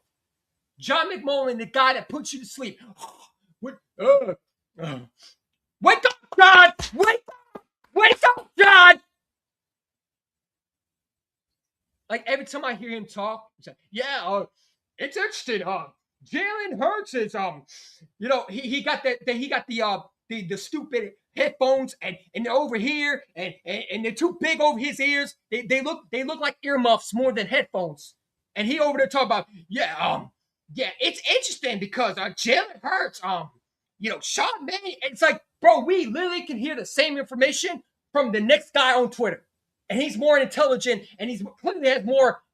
Like the dude is sitting there saying what he read on the internet. He knows no more football than my guy Bobby Murphy, who, by the way, I'd rather hit up and talk football with than John McMullen. John McMullen, someone needs to wake him up. Wake up, John! You've been 60 years over there talking. I'll take Justin Herbert, and if I'm building a quarterback, I'll take Justin Herbert over, and I'll take Brock Purdy. Guys like that, or Dan Cilio over there with Philly Fun, and I love Philly Fun, but he's fallen into their trap. Dan Cilio is an antagonizing, losing person who's a complete dickwad, who put a hit on a player, who's a racist piece of shit, clearly a guy who hates black quarterbacks. The only guy he don't hate is Lamar, because he doesn't look at Lamar as a black quarterback. He looks at Lamar as a guy like a Josh Allen. He looks at Jalen Hurts like a black quarterback. Lamar Jackson. No, he hates on Lamar Jackson too, I believe, too. But he'll dick ride Josh Allen. The John McMullen's the 60-year-old guy that clearly can't put his headphones on right, and it looks like earmuffs, is over there talking to Xander, and Xander over there dick riding, and every time it makes me vomit. The same fans that swore it down Jalen Hurts is bad, look what Troy Aikman is saying otherwise. And no one brings up the fact that these other guys that talk football, the Pee Wee Hermans, the Nick Wrongs, the Stephen A. Smith, they don't know what the fuck they be talking about. And it pisses me off that we continue to hear about how Jalen Hurts can't do this. Well, maybe because he had 7 offensive coordinators in his career. Did you ever think about that one? How many coaches have your quarterback been through? I bet you can't count 7 on your finger. I can, because that's how many my quarterback has been through since he's been drafted. 7. You heard what they said, 7. But they will ignore the fact that this man has 7 different offensive coordinators. 7.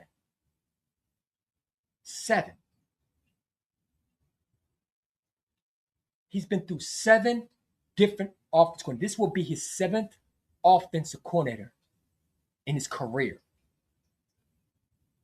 Since Doug Peterson drafted him with Howie Roseman in 2020, learning behind Carson Wentz, he had 7 different offensive coordinators, different quarterback coaches. What the hell do you expect? You expect the quarterback to learn and get better? If you don't have coaches that know how to do their job and has a high school cheerleader who clearly can't hire guys within, who clearly ignores the fundamentals, who clearly can't call plays when he was lied to Jeffrey Lurie, because Jeffrey Lurie swore down he was an offensive mind. Maybe he was going to fix Carson Wentz, right? Nick Sirianni, right?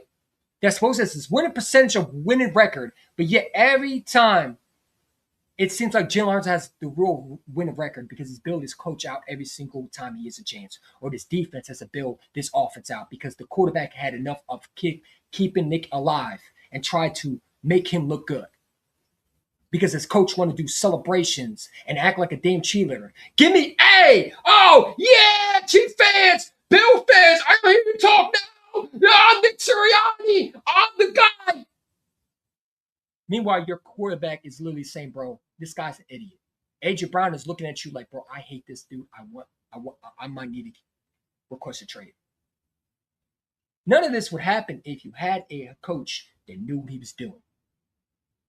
But we brought a coach that had a background of a high school receiving coach. That's it. He's a wide receiver. No, he's a high school receiver, but he don't know nothing about playing receiver when it comes to. He plays wide receiver in high school, right? So athletic, supposedly. He's so competitive, and he talks about how he can play basketball, all that stuff. But when it comes to being that, he can't somehow get his receivers the ball and come up with good offensive play call. But he's been a receiver in high school. Never played college. Never been in the NFL. Doug Peterson was a quarterback coach in Philadelphia. Nick Sirianni has never been that quarterback in the NFL. He's never been a quarterback. He's never been a receiver in the NFL. Doug Peterson was a quarterback in the NFL. He was a backup quarterback. Sean Mannion has played in the NFL. Nick Sirianni has played high school as a receiver coach. But the dudes that be talking the most about Jalen Hurts, how bad he is, are either rivals because they're scared, or the goofy dudes that be flexing on their phone, man.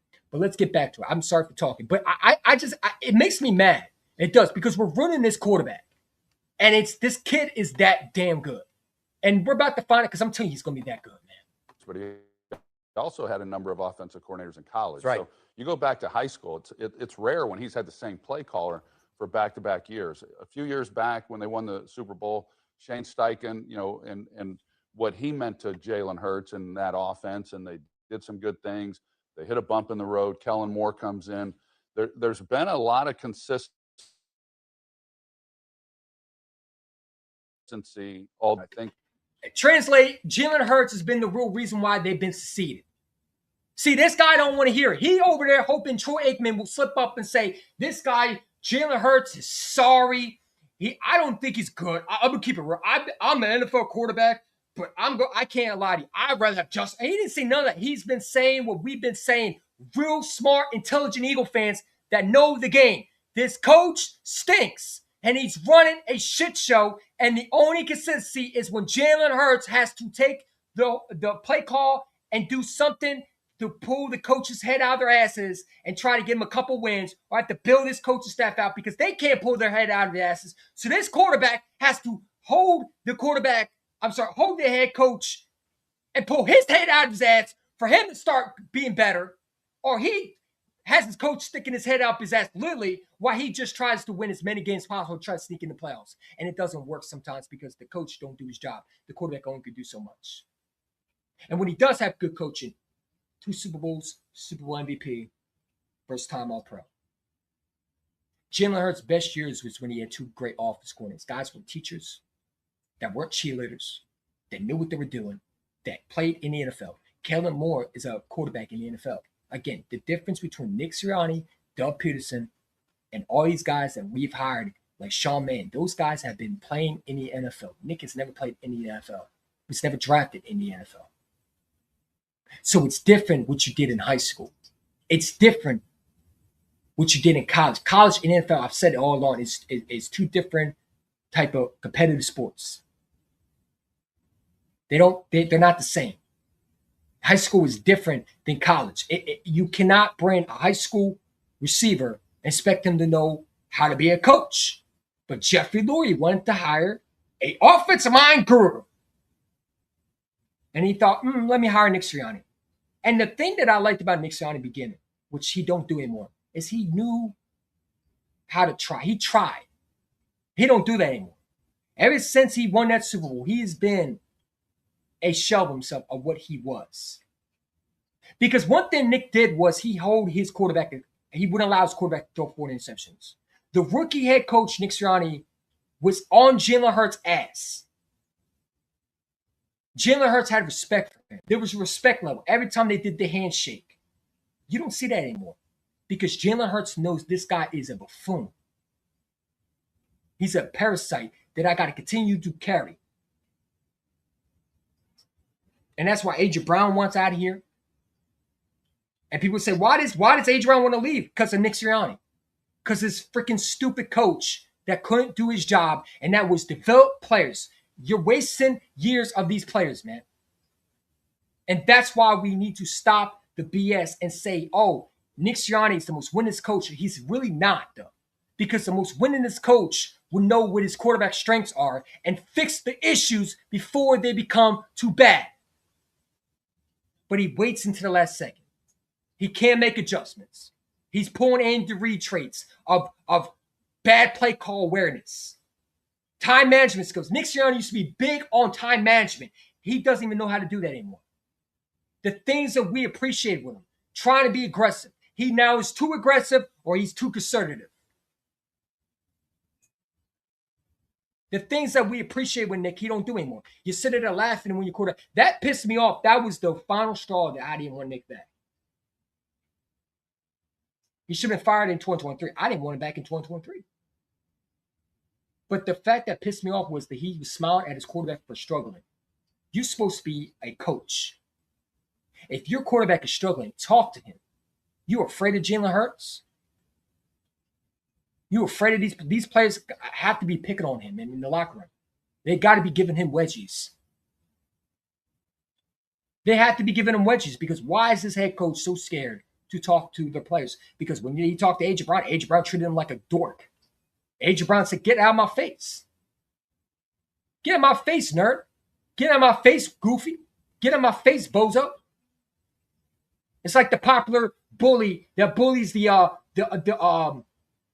the weird dude that be blowing snot bubbles or have grapes in their noses or think blowing milk out their noses is funny. Look at me. That's the head coach we have in the building that thinks still drinking milk out of it and trying to snort milk out his nose like he did in freaking preschool. He still does it probably. We got a unpopular head coach trying to lead men. Never played NFL football, never part of the NFL, and was a high school wide receiver coach. I'm sorry, high school wide receiver in high school. But yet knows nothing about receivers when it comes to X's and O's.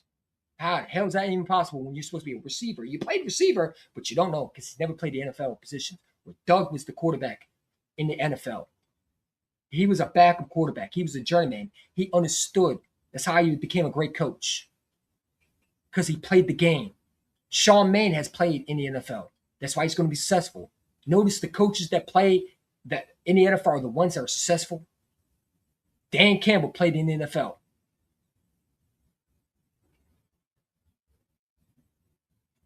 Look at the coaches that are coaching now.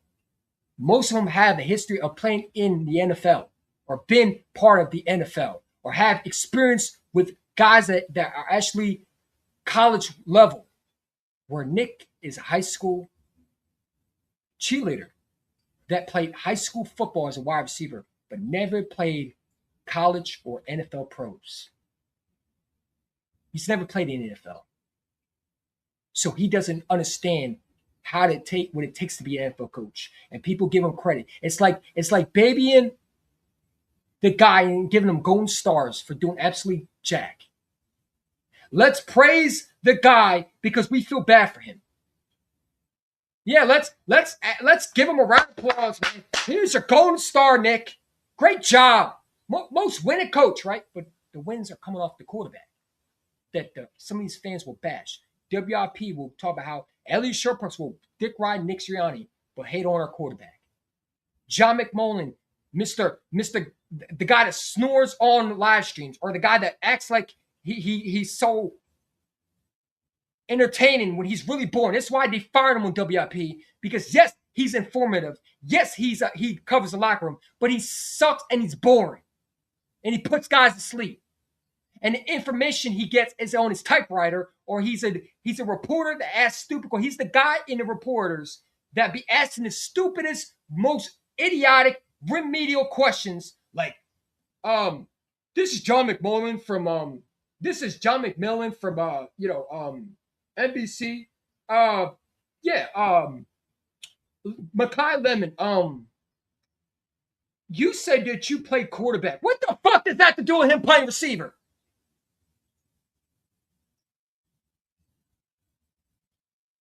Or instead of asking him what he plays now,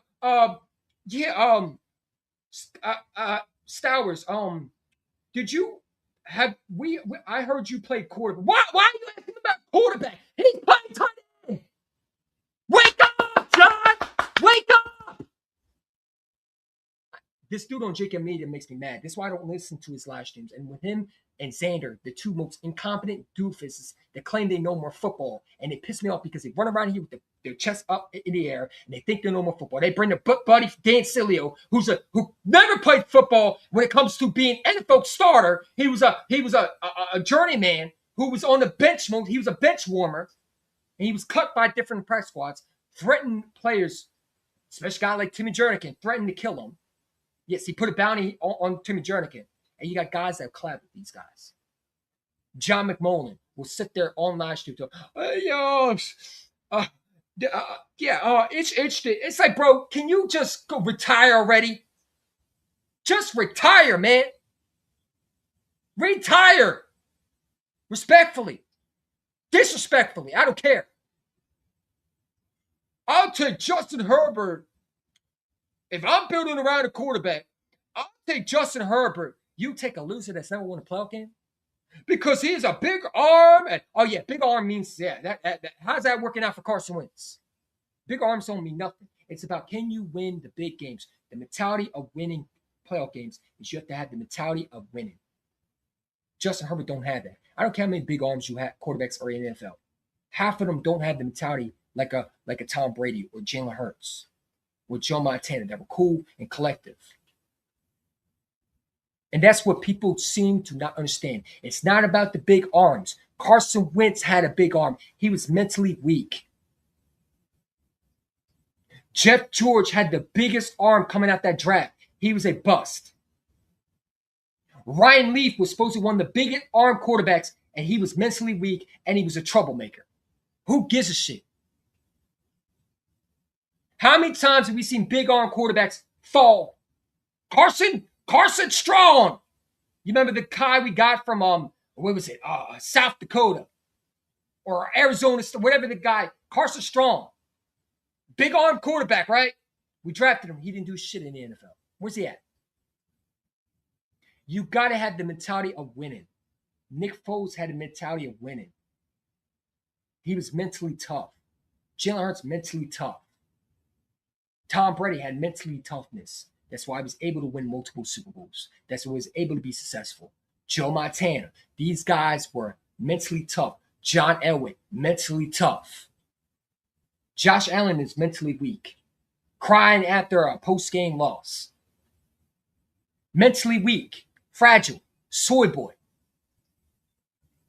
Making the same mistakes. Choking in big games. Lamar Jackson is mentally tough. I'm sorry, I'm not even mentally tough. Excuse me. Mentally weak. Jaden Daniels, mentally weak.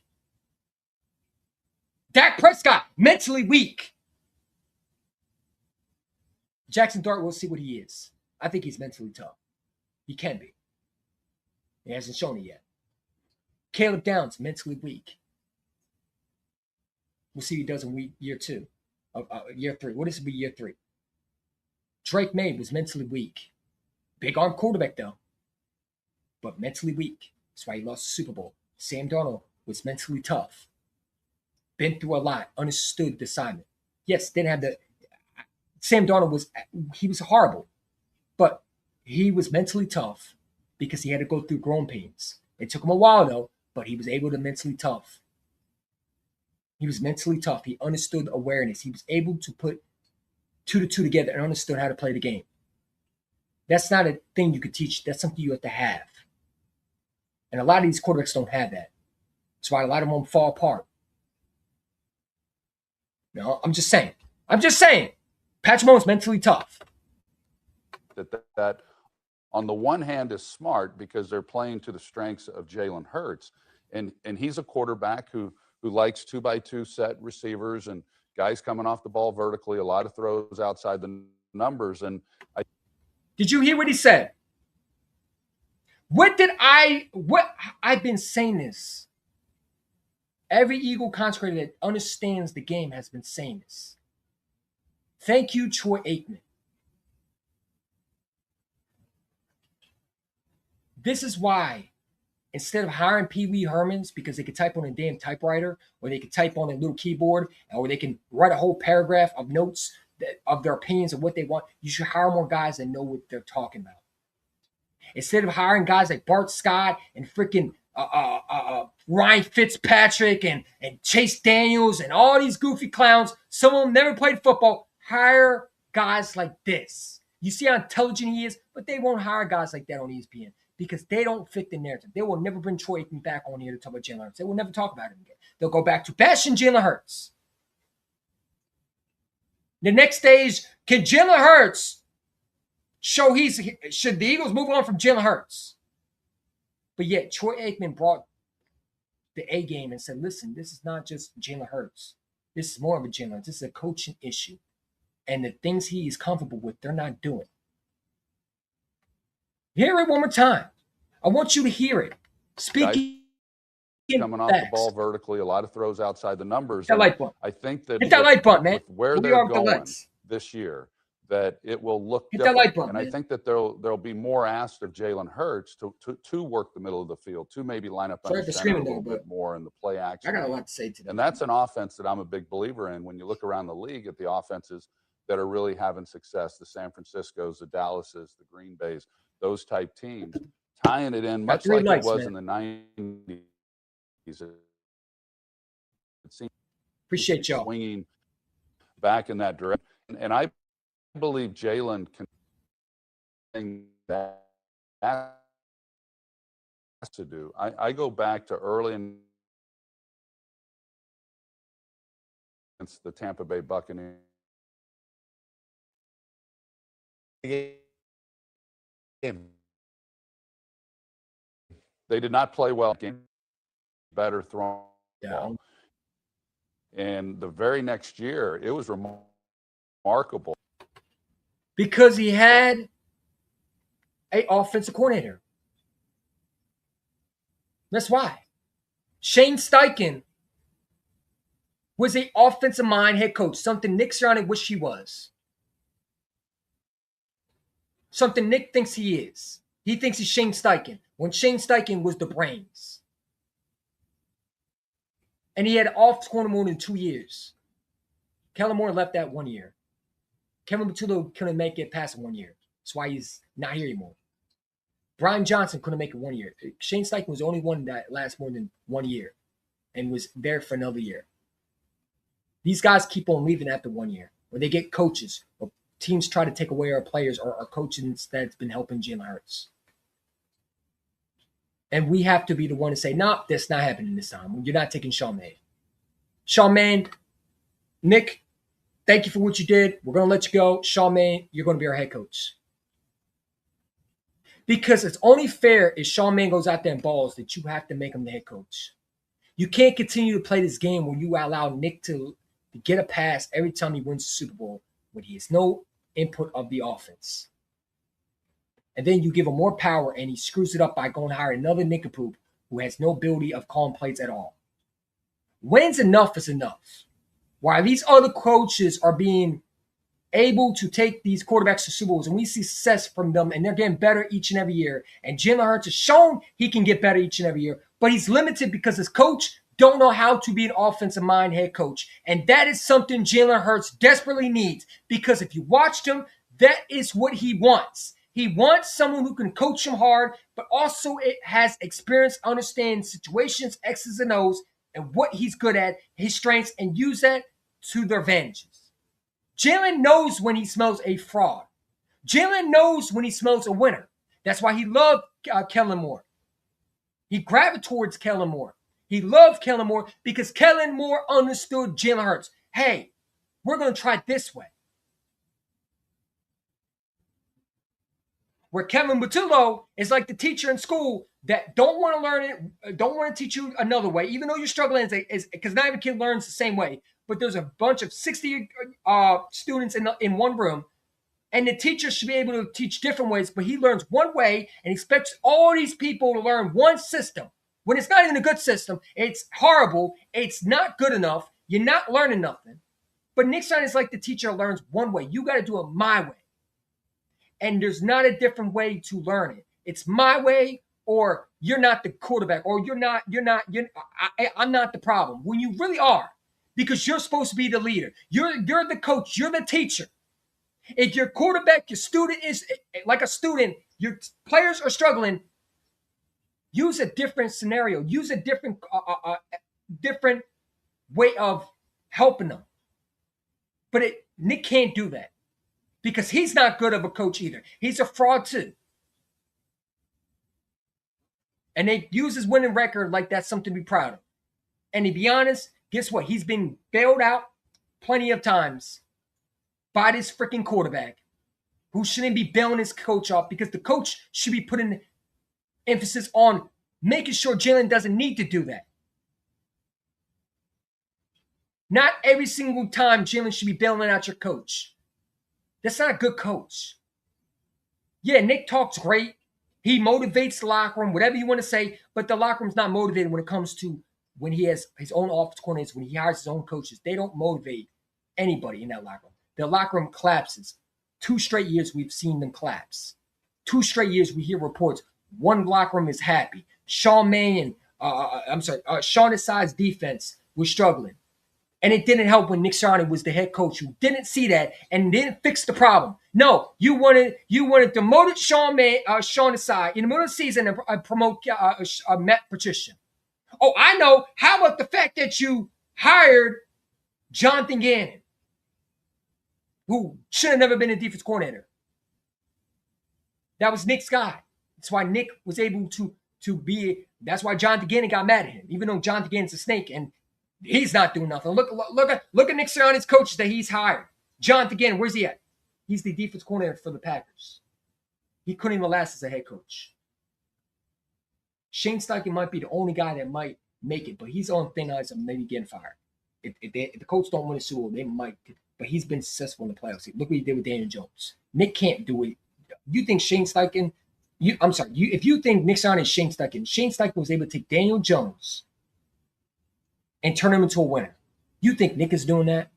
You really think Nick is? You think Nick is taking a Daniel Jones to the playoffs? Daniel Jones will be asked with Nick Sirianni's offense. Because what did he do with Mitchell? Nothing. What did he do with last year with McKee? When Jalen Hurts, they sat him down, right? They didn't want him to number 2 seed. All he had to do was beat Washington. Couldn't do that because you couldn't have anybody more incompetent than these two that was running the show last year. And when Stoutland was trying to get involved, they snaked him behind his back and they blamed him because they didn't want to hold himself accountable, because they didn't want to point their finger at themselves. And I get tired of hearing about the Nick is the greatest coach. Stop with that, man. The turnaround that we saw from that passing game and from Jalen Hurts, what that proved to me is that he's a quarterback who puts in the time to do everything he can to be his best. And so whatever he's been challenged with this offseason, I fully expect him to come out and play the kind of football that we're accustomed to seeing him play. Oh, that's not a popular opinion. Remember, they only want guys that bash Jalen Hurts. Jalen Hurts stinks. Bart Scott only. Oh, no, Jalen Hurts. No, Troy Aikman, you're not supposed to say that. Even though I rock with you, Troy Aikman, because you keep it real. But no, they don't like that. You were not supposed to say that. You were supposed to say, I don't know, man. We'll see what Jalen Hurts does. You know, he's been carried and blah, blah, blah. And, you know, Nick Sirianni's really the genius. All that crap. Troy Aikman just said Jalen Hurts is what everybody wants in a quarterback. But let Pee Wee Herman or the guy in the selfie taking a snappy at 40 years old with a goddamn smartphone showing his muscles in the goddamn gym. Like, we don't see you showing your abs and you're trying to flex your muscles when you got nothing but gray hair on your head and you look like you're about in your 60s, but you're flexing on IG like you're in your goddamn 20s on Instagram like it was 2010 again and we're in 2026. Or you got a guy who's in a profile telling you Jalen Hurts stinks, and he has pictures of himself looking zesty with sunglasses on and sticking his tongue out like a fucking female. Or you got a guy that has nothing but fishing in his profile, and he's out here showing videos of him fishing or petting his damn cat. Stop it, man. I don't take you seriously. The cat might know more football than you do.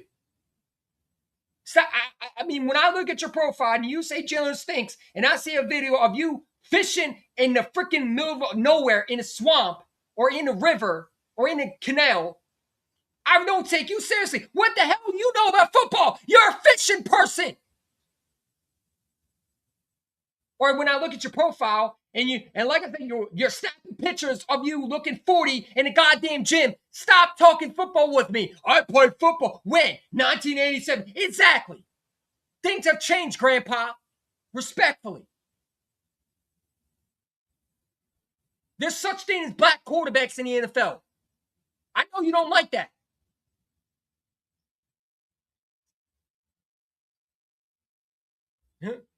I'm just saying, bro. I keep it real over here. I try to. I'm sorry for screaming, but I get frustrated because Troy Aikman, thank you.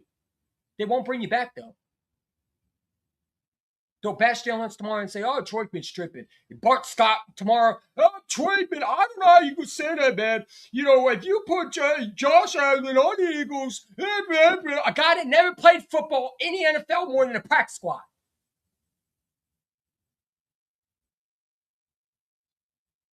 I mean, what are we talking about? Troy Aikman nailed it perfectly.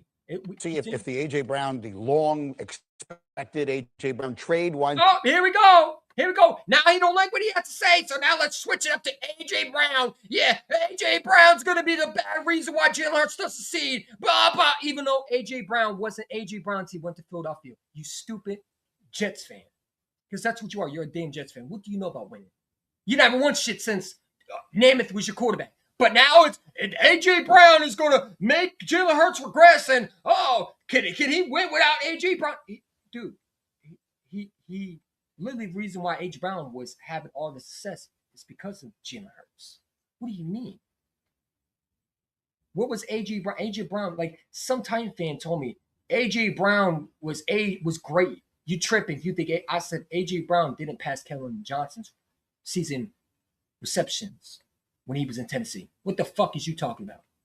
A.J. Brown was not a back-to-back 1,000-yard receiver. Matter of fact, he couldn't even stay healthy on your field. That's why you wanted him traded. Stop lying. I got the receipts of you bashing A.J. Brown, threatening him, saying he was washed. If he was so great, you wouldn't be crying the fact that he was traded. Eagle fans are upset because A.J. Brown has a good situation. Where in Tennessee, he didn't. In Tennessee, he had a mediocre quarterback that was never in the Super Bowl. And he wanted the reason the Tennessee Titans got rid of him was not because of the player he was. It's because they didn't want to pay him. And they made the biggest mistake. They thought paying him because the John Robinson that probably never played football or didn't have the smarts like an intelligent Howard Roseman has, thought he can be smart because the thing John Robinson will do, what John Robinson can't do, that Howard will do, Howard will replace A.J. Brown and be fine without him. John Robinson can't do that. And you saw that. Because Howie Roseman understood the assignment. If we're going to get rid of A.J. Brown, and A.J. Brown wants out, let's go and stock on what? Wide receivers. Not try to draft a Treylon Burks in the first round that, let's be real, I've said it from the beginning, the guy has no experience of the NFL receiving quality. He can't run routes. He's slow. Everybody trying to compare him to A.J. Brown. The next A.J. Brown, he is not A.J. Brown. And I told a lot of Eagle fans, because a lot of Eagle fans were sitting there saying, he's next A.J. Brown. Let's go and draft Treylon Burks. No. He's not good. And you saw that. That's why he's on the practice squad with the Washington Commanders. Because he wasn't good enough. And he couldn't stay healthy. And he was a bust for the pick for the he was a bust pick for the Titans. John Robinson won't be able to do what Howard Roseman does. And Howard Roseman had a plan. I know I'm going to lose A.J. Brown. So let me go out there. And just in case if A.J. Brown still wants out, which he looks like he does, and he's looking at houses in New Boston, hey, that's fine. We got Wicks. We went out and got Wicks. We made sure we had a backup plan. Because, yes, we will lose the big wide receiver physical. You can't teach that. Lemon will never be A.J. Brown. He will never be that. We will never have that physical ability like A.J. Brown brought. But we can adapt and make sure we have enough bodies so we don't have to feel like we'll lose something when we trade A.J. Brown. We still got Devontae Smith, who still can put up big numbers. And if you have an offensive mind coach who knows what he's doing, our offense coordinator should be our head coach. And if he can go out there and take Jalen Hurts to the Super Bowl and Jalen Hurts is able to win without A.J. Brown, Sean Mann should be the head coach. And there should be no more talk about Jalen Hurts being a bad quarterback ever again. Because if A.J. Brown is not the vocal point in the offense, and we're winning without him, then it just shows you, for one, Jalen Hurts is a way better quarterback. And all these people are going to be eating crow again. And Sean Mann should be the head coach, and Nick Sirianni should be getting his walking papers. Despite the parade, I don't give a shit. They at least put Nick Sirianni in the back of the closet. Or you promote Sean Mann to a percentage where he's part head coach too. If you want to keep Nick Sirianni, because, if you don't want to lose Nick Sirianni, cool. But make sure Sean Mann has part-time head coach. Make it a 50-50 contracts for both of them. And have them both stay as much as possible. And when Nick Sirianni retires, or matter of fact, if Nick Sirianni falls apart again, you have a head coach that can step in right away, where you don't have to look for a new offensive coordinator. That's if Sean Mann does great, which I think he will. But again, this is what Troy Aikman said. Troy Aikman. I mean, that obviously will change the dynamic. I thought that would have happened. I honestly did. I thought it would have happened around the draft. Second, Not him. Like you think Troy Aikman cares about AJ Brown trade? You here to talk about like this guy is once again off topic. No one is talking about AJ Brown. The conversation was about Jalen Hurts. Stay on topic. These guys want to get off topic. When you don't talk about what they want to hear, they want to focus on AJ Brown. Get AJ Brown. Oh, AJ Brown's supposed to get your. Who cares? You brought in Troy Aikman to talk about Jalen Hurts the fishy because you try to expose him, and now you talk to a guy that played in the NFL. See, it's different when you're talking to Pee Wee Herman. It's different when you're talking to guys like Ryan Fitzpatrick and Chase Daniels and guys that never played football unless they were a backup journeyman and been on 4 different practice squads. It's different when you're talking to a 4-time Super Bowl MVP, a Hall of Famer that knows the game, that's in the booth with Joe Buck, that's played football his whole life. When you never played football, and neither most of your colleagues played football. And they weren't good football players, most of them. Now you want to bring up, look at him. He doesn't care. You here to talk about Jalen Hurts. Look at Troy Aikman's face. I want you to read the body language. There's some. Look at him. Look at his body language. Do you think he gives a shit about AJ Brown trade? We talk about Jalen Hurts. The topic on your screen is Jalen Hurts. Why are you switching to AJ Brown? Because you lost the argument. Because you wanted Troy Aikman to say Jalen Hurts has a lot to prove. Jalen Hurts has shown inefficiencies. Where all these dummies talk about Jalen Hurts is not great at quarterback. I know more football than the next person because I watch highlights and stuff like that. This guy is an NFL Hall of Famer telling you that Jalen Hurts is not the issue. And now you want to switch it to AJ Brown. You brought him to talk about Jalen Hurts. Numbnut. Stay on topic. Like John McMullen, wake up. You know what I'm saying? Get on topic. Focus. Against the beginning of June. Yeah, it just feels, I don't know. Look at it. He doesn't care. We are not here to talk about AJ Brown. You didn't bring Troy Aikman to talk about AJ Brown. You brought Troy Aikman to talk about Jalen Hurts. Stop changing the conversation because you lost the argument.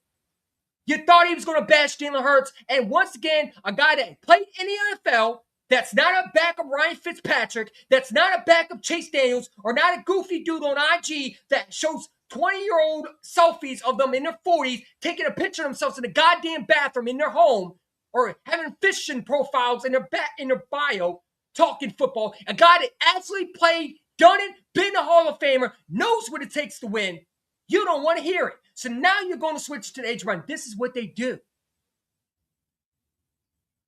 This is what they do. They didn't like what he said.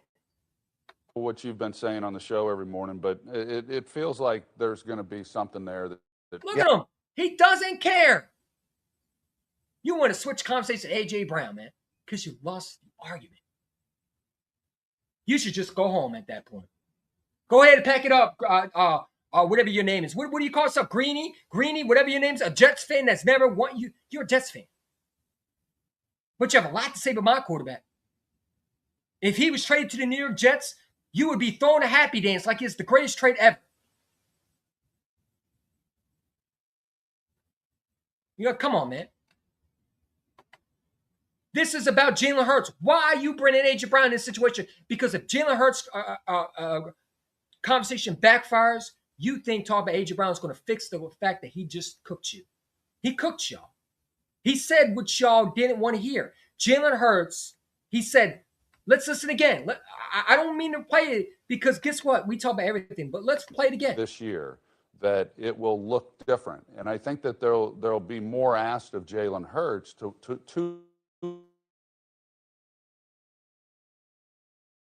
work the middle. Come on. Any day now. Maybe line up under center a little bit more in the play action game. And that's an offense that I'm a big believer in. When you look around the league at the offenses that are really having success, the Green Bays, those type teams, tying it in much like it was in the 90s.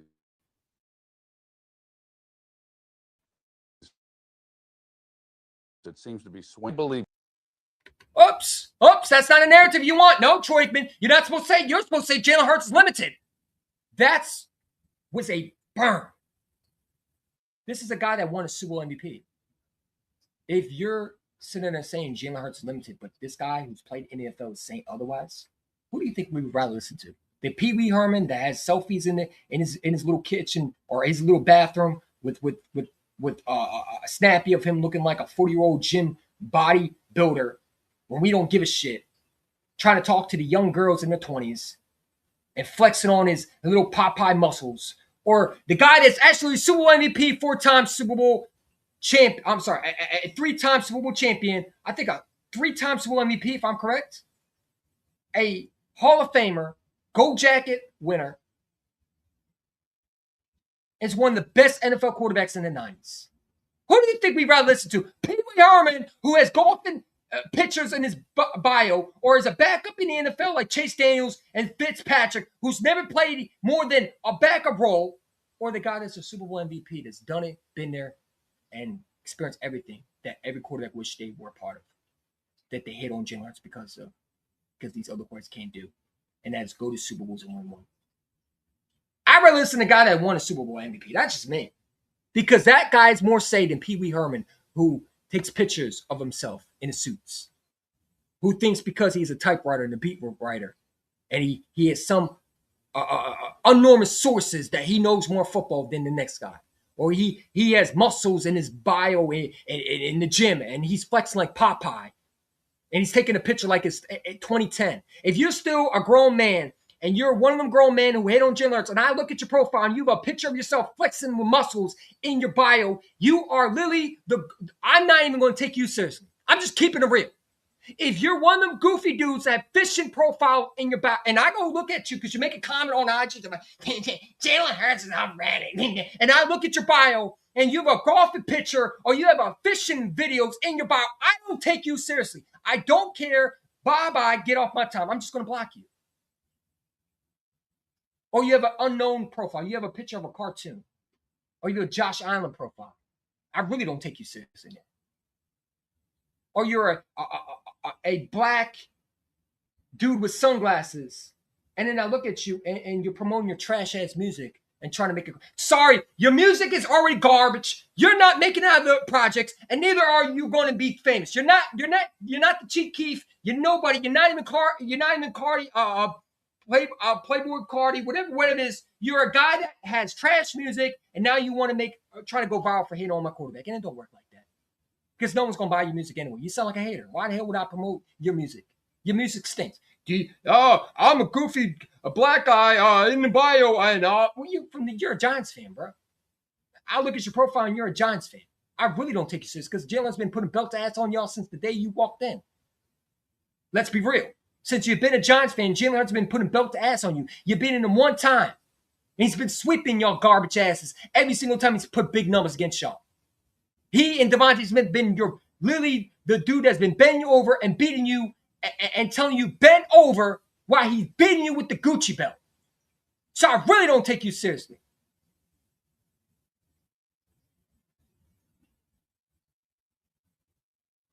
I'd rather listen to a guy like Kurt Warner. But these guys continue to hire guys like Bart Scott, a nobody, a Ryan Fitzpatrick, who makes comments. You never played in the Super Bowl. How the hell would you know what Jalen Hurts goes through? You don't even know what it's like to win a playoff game. You never experienced that. Just because you watch film don't mean you know shit. I can watch film. So if I watch basketball film, am I a basketball expert? Do I know more than the NBA Michael Jordan? Because that's what people tell me. Because I watch film, I know more than Troy Aikman. No, you don't. Because one played in the NFL and the other one is a nerd goofball who has fishing profiles in their bio and thinks because he's watched highlight films, he knows football. You don't. Sorry. You don't. So I'm just being real. I'm sorry for going on. I go back to early in his career. We had them in the playoff game against the Tampa Bay Buccaneers. Mm-hmm. It was Jalen's first year as a starter. I remember the game. They did not play well in that game offensively. They really struggled, and they needed to be better throwing the football. And the He got very that next poo face, year, man. it was He got that poo remarkable, face. When you the smell something turnaround that we bad, you saw got from that poo that face, passing bro. game and from Jalen Hurts. Like that So angry what that proved to me is poo that face, he's a man. quarterback who puts in the time to do everything he can to be his best. And so whatever he's been challenged with this offseason, I fully expect him to come out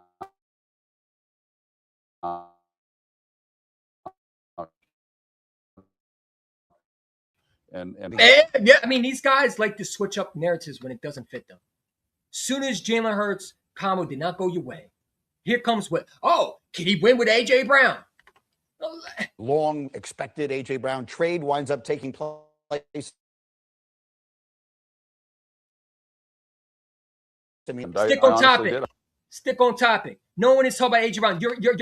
Your conversation is supposed to be with Troy Aikman, not a goddamn receiver. Troy Aikman is telling you that you're wrong about Jalen Hurts and the criticism that your butt buddy colleagues that say he's horrible and guys that trash him that never played in the NFL when it comes to Troy Aikman's success. He's telling you you're wrong. The kid is special. The coaching has been failing him.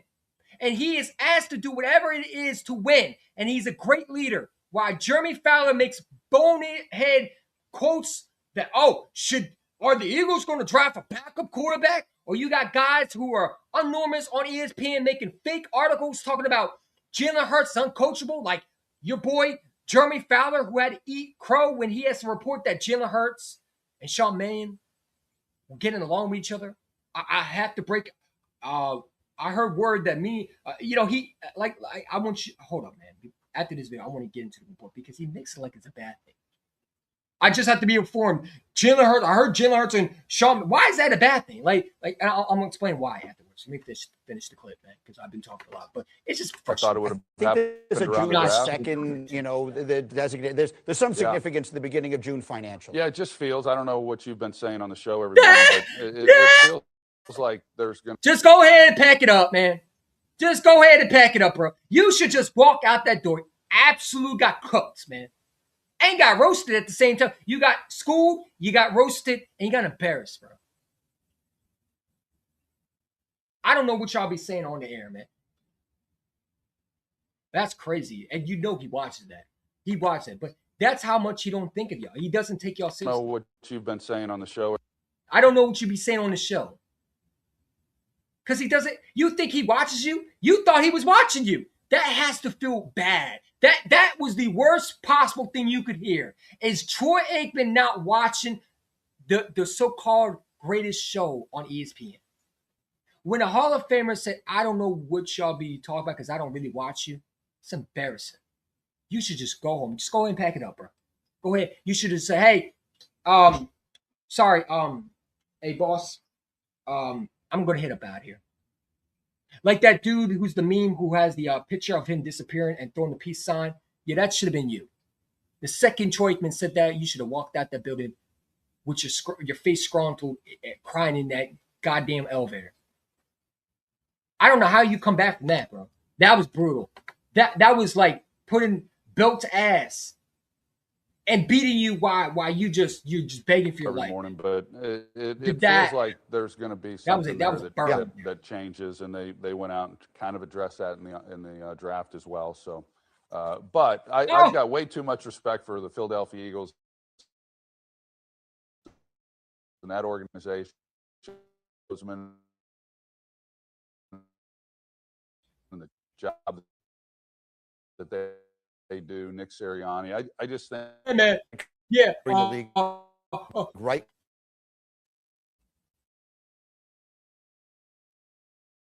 Ascendancy, and what I remember, it didn't work for you. You thought you were going to get Troy Aikman to say something bad about Jalen Hurts. You got absolutely roasted. Now you got roasted. You got schooled.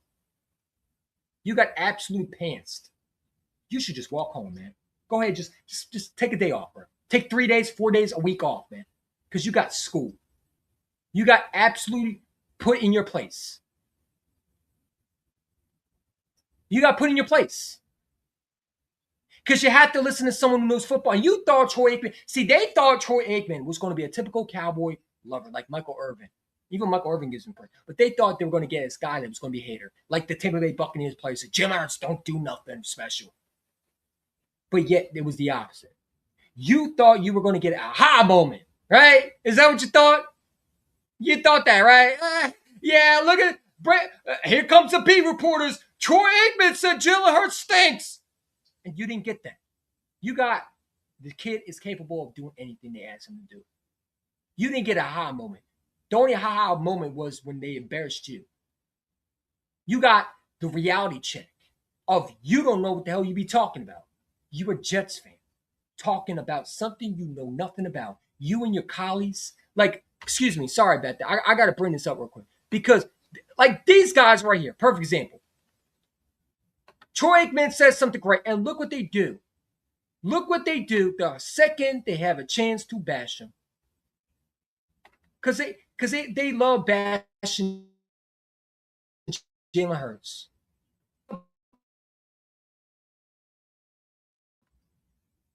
They love bashing and bash him. I think the next is that, man.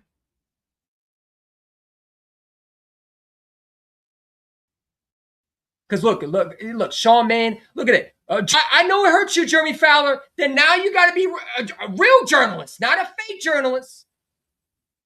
Jalen Hurts, New Eagles, offense corner Sean Man have hit it off, and Hurts is as open as he ever been. Hold up. Weren't you the same goofball that swerved down enormous sources said that he was hard to coach? I think that was you, right? Interesting. Sounds like you got caught up in a lie, sir. Open as he ever been and playing more under center. You mean he likes playing under center?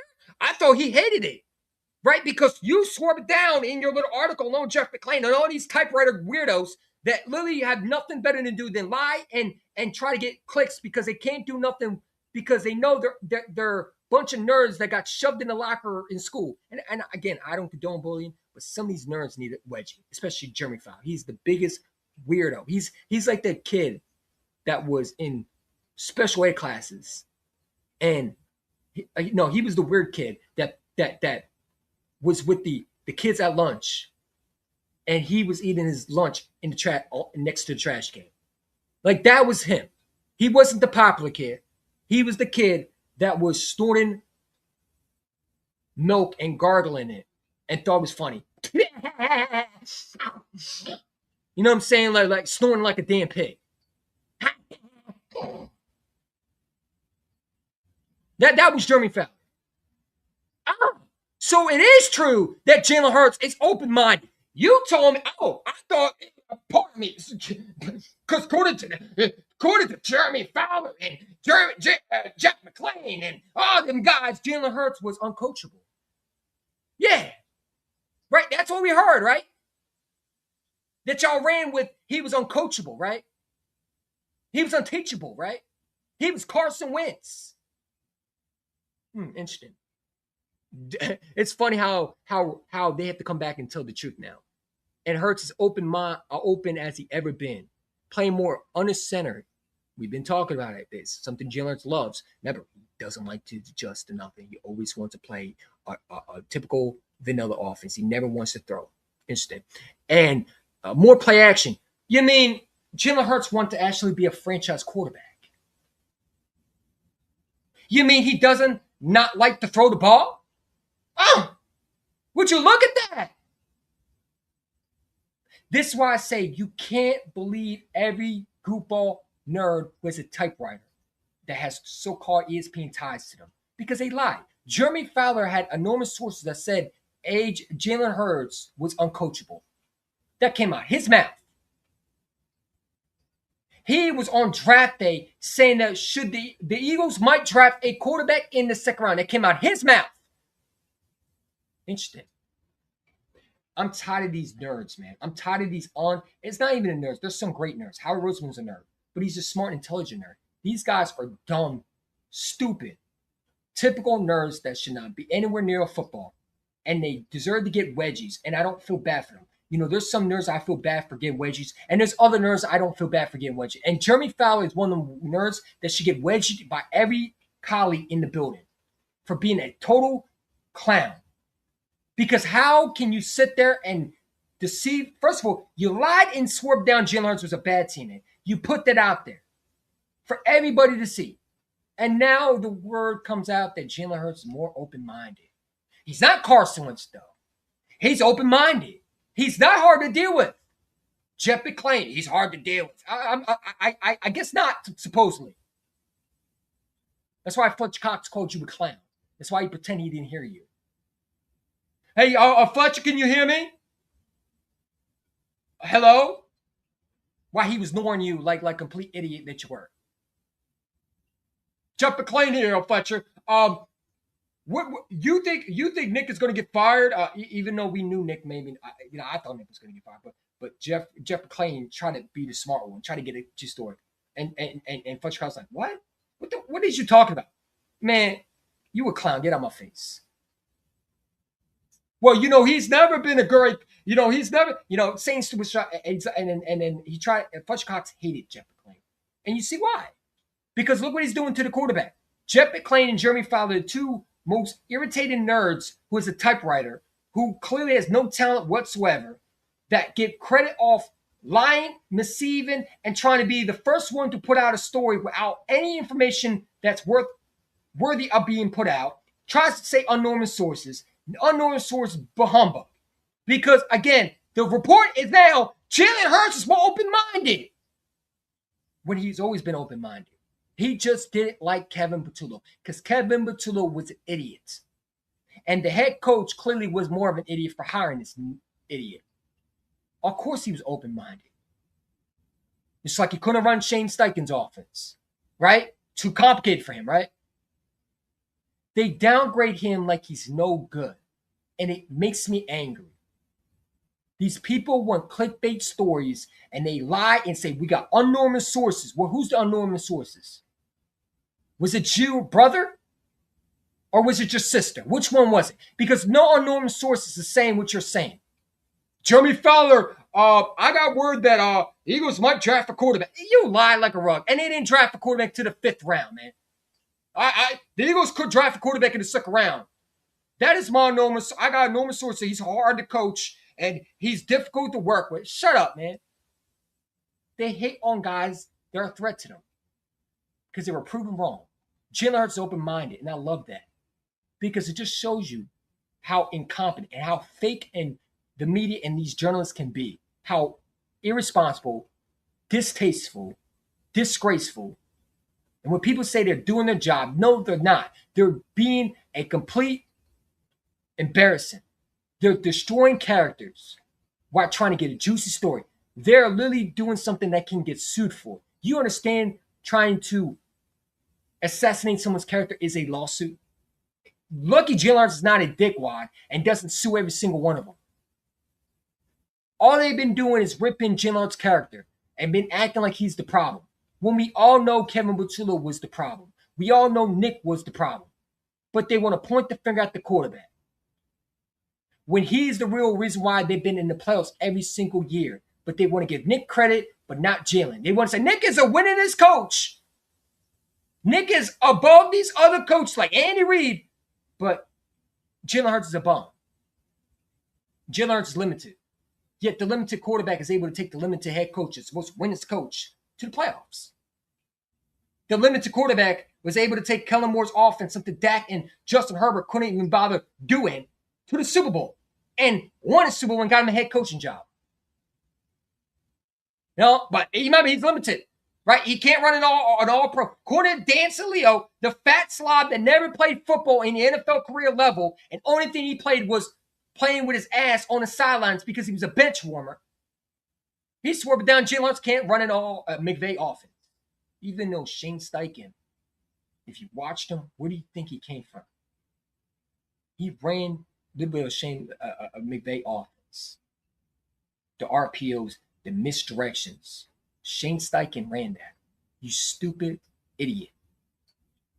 That's how people, when I hear that, they just don't know what they're talking about. Shane Steichen is an all-pro McVay West Coast offense. What do you think he's running in Indianapolis? What do you think he ran in Philadelphia when Jalen Hurts had the MVP year?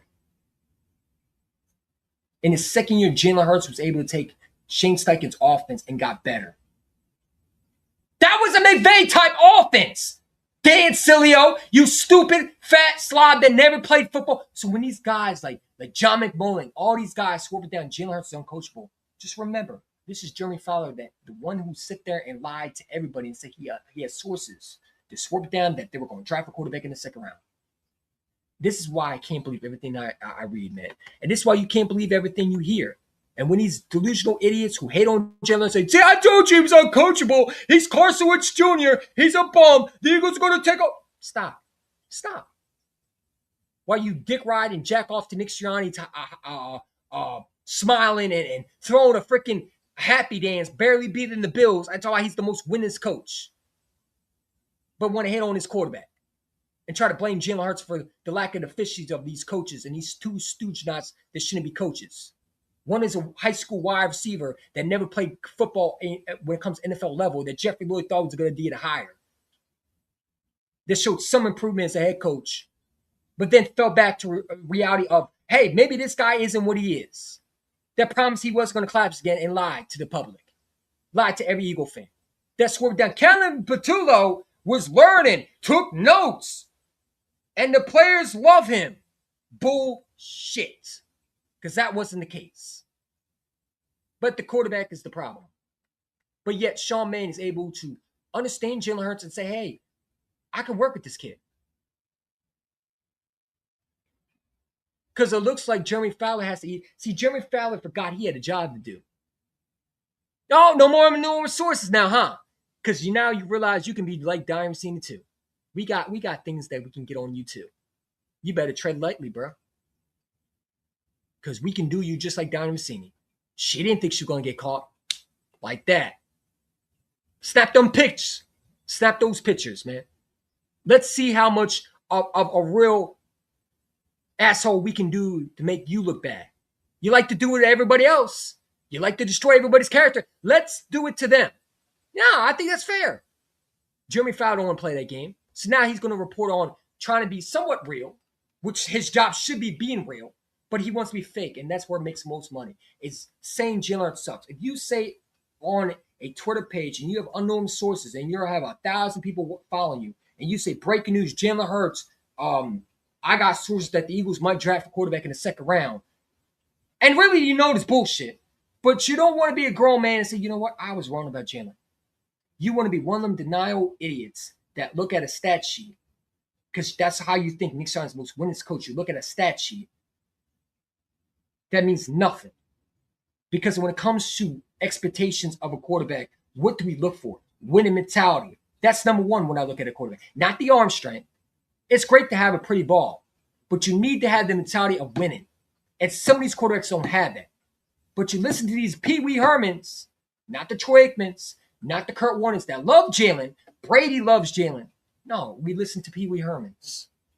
Like Jeremy Fowler, who's never played football, who was shoved in a locker in school, that was eating behind a trash can while the girls were snickering and making fun of him. And listen, I don't condone bullying, and I'm not trying to make fun of Jeremy Fowler, but there are some goofy nerd geeks, typewriters that I don't feel bad for.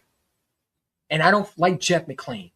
I hate Elliot Shortpars. Those people are disgraceful.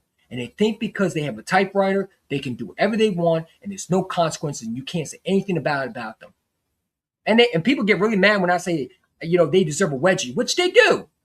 Because some of them, because they got a typewriter, think they know more football than they do, and they're not. You have no more talent than my left pinky. I can do your job, and I don't even need you to do my job. I can literally do your job. Hire me. I can type on a damn typewriter. I can make stupid shit coming out my ass because I heard it from anonymous sources. Jalen Hurts was seen getting a bagel in Philadelphia. Does he like cheesesteaks? Is he an Eagle for real? Jalen Hurts was in New York Giants working out with Malik Neighbors. Does that mean Jalen Hurts' future is uncertain? Or the players hate Jalen Hurts and he's Carson Wentz? Come on, man. Get out of my face, man. We all know that was crap. But thank you, Jeremy Fowler, for showing once again you're unreliable. How does this man have a job?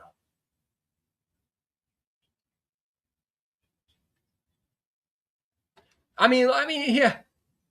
Again, this is why I love sometimes Twitter, because they expose the frauds. You forgot we got receipts. You forgot that we can snap a pic. This was said. Quarterback said he wasn't trying to set any kind of message by practicing in short sleeves this week. He simply noted that he likes to keep things consistent and that how he plays games. Hurts was asked about a play in which he took a snap from under center and that wasn't a play action. And while the quarterback noted he didn't call the play, something he doesn't mind doing. Does it seem like he hates being on the center? But according to Jeremy Fowler and all these people that I'm guaranteed Kevin Patullo said, they thought he was a bad teammate. It's amazing. It's amazing. It's amazing, man. But yeah, that's pretty much it, man. We talk about everything. We talk about Sean Mannion. Like, listen, this offense is going, and I'm not going to do league because the leaks are not always credible. I try to fall for that trick because the leaks are the leaks are not always right or they're incorrect.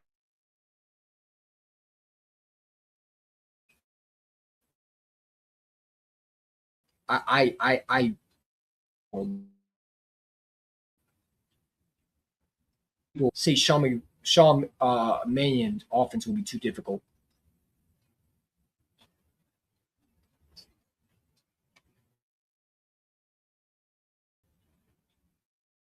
Good.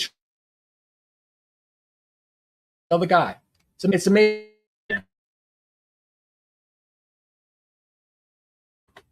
Let's listen.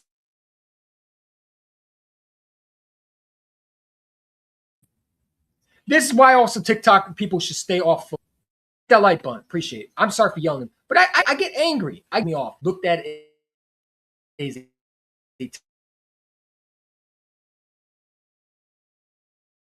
top quarterback in this league, but they downgrade him and it issues. Let's listen. As Hurts is more, it doesn't matter. And the reason that doesn't matter isn't the reason that a lot of you are thinking of is because y'all are going to have this season have his best season as a quarterback, as a starter. Hold on, maybe I like his record that Jalen Hurts and new Eagles OC Sean Mannion have before. It's a new playbook. It doesn't matter. And the reason that doesn't matter isn't the reason that a lot of you are thinking of. The reason it doesn't matter is because y'all are still going to have the same opinion about Jalen Hurts. Because it does matter. Because if Jalen Hurts goes out there and balls, guess who's going to be out the door? Bye, Nick. Nice meeting you. If Jalen Hurts fails, guess who probably is going to be criticized the most? Jalen Hurts will. This is all about, can Jalen Hurts be an NFL quarterback? Because if he goes out there and wins the Super Bowl, what are they going to say? Oh, the two-time Super Bowl MVPs, quarterbacks don't matter now? What is he going to say? If Jalen Hurts goes out and wins another Super Bowl MVP, what are they going to say? What can they possibly say? They can't say he's Trent Dilfer. Jalen Hurts is a two-time Super Bowl MVP. They're going to have to acknowledge him. So I disagree with that. It does matter. And who cares what these... If Jalen Hurts wins another Super Bowl, there should be no criticism ever again. If he wins another Super Bowl and he's another Super Bowl MVP again, there should be no criticism for him ever again. They should be looking at him as a Brady in the NFL. The way they dick ride Brady in his second time winning the Lombardi. They better be doing that with Jalen. What could they possibly say? He's lucky to win 2 Super Bowls? That would be stupid. But it wouldn't surprise me. Let's continue. His best season as a quarterback, as a starter, and lead the Eagles to a win record, have them win division for a 3rd straight year in a row. There has been a repeat winner in the NFC since the early 2000s, by the way. And everything can go according to plan for the Philadelphia Eagles. But all it'll take is one mishap, one bad game, or one little mistake for y'all to never change your opinion about this man. If you're the Eagles, don't let Sean Mannion walk after one season, because then people are stupidly still going to run with the narrative that Jalen Hurts drives coaches away. Oh, he's about to be on his 6th in 7 years, even though and look at it, and shout to him. I don't know who he is. I'm gonna definitely follow him on TikTok. I take that back. I didn't mean to call you idiot. I thought you were one of them trolls that were going to be like, Jalen Hurts, I'm tired of hearing about it. Don't matter because it's overrated. I'm glad you brought some input into your TikTok, and I'm glad that you're being real. I don't know if he's an Eagle fan. I hope he is. Lane Kiffin, head coach. Brian Daboll, former head coach, OC for the Titans now. Mike Jammer, head coach, ass. Head coach, ass. Future head coach. Y'all are still going to run with the narrative. Genuinely, Jalen Hurts can have his best season as a pro, and I promise you, there wouldn't be a lot of people that still would give him enough credit. There have been countless Hall of Fame quarterbacks that came out and supported Jalen Hurts. Quarterbacks have actually teams and the bad teams and every team in between, and they all support Jalen Hurts. The only ones that don't are the ones that actually haven't accomplished anything. You know, career backups. Yeah, a guy that's never played in the NFL more than a backup journeyman. That was Carson Wentz's backup in 2017. No, I'm sorry, 2016. And when he started for a game, he looked like complete dog shit in preseason. That's why they went with Carson Wentz. Remember, he was supposed to. Remember, Carson Wentz cracked his ribs in that Buccaneers preseason game. And Chase Daniels was to start, and they said, "Oh my God, this guy's awful." Yeah, this guy's talking about Jalen Hurts. Yeah, he couldn't even take over for a rookie quarterback. The rookie quarterback from North Dakota had to come in there because remember, Carson Wentz cracked his ribs in that Buccaneers game when he was actually efficient and able to run. We didn't know how soft he was, but he was able to be as bad as a backup could be and lost his job to a rookie quarterback when he was supposed to be the mentor of Carson Wentz. And Carson Wentz was more of a mentor to him. Guys that make a living talking. Yeah, another guy. Like, look at these guys. These are the guys that be criticizing Jalen. Chris Sims, a guy that couldn't even get a game plan right. Matter of fact, no, I'm sorry, a game book right. John Gruden literally almost lost his mind trying to show him and dumb it down for him to understand. And end up cutting his ass in Hard Knocks because how bad he was. I don't think he was the starter, I believe. I think he was a backup, but he couldn't run a play. He had to be reminded at least several times to run a play, and he had to scream at him for him to get it through his head. But remember, they're allowed to talk bad about Jalen Hurts. About Hurts so they can keep their lights on at home. So it's a shame that I feel a little bit of regret when I see reports like this because I should be nothing but excited when I hear things like this when it comes out of credible sources. But in actuality, none of it's going to matter because y'all are still going to find a reason to hate Jalen Hurts at the end of the day anyway. So who cares? I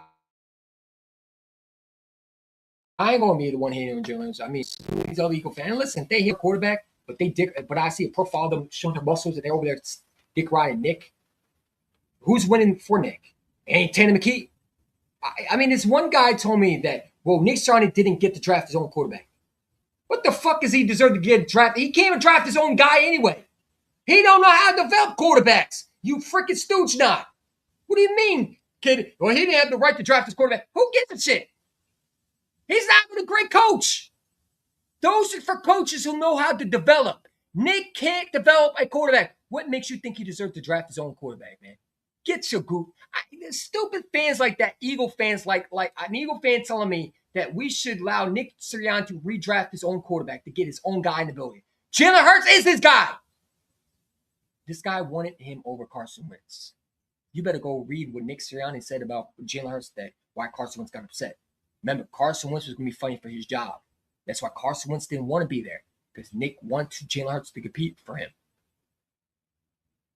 Some of these dumb, the same Eagle fans that be throwing their muscles in the goddamn gym, doing selfies, snapping a pic like they're back in 2010 as a high schooler when they're 50 years old and haven't grown the fuck up, are over there trying to act like Nick Sirianni didn't get to pick his own quarterback. He don't deserve to even be a head coaching job. He's lucky he got a goddamn job.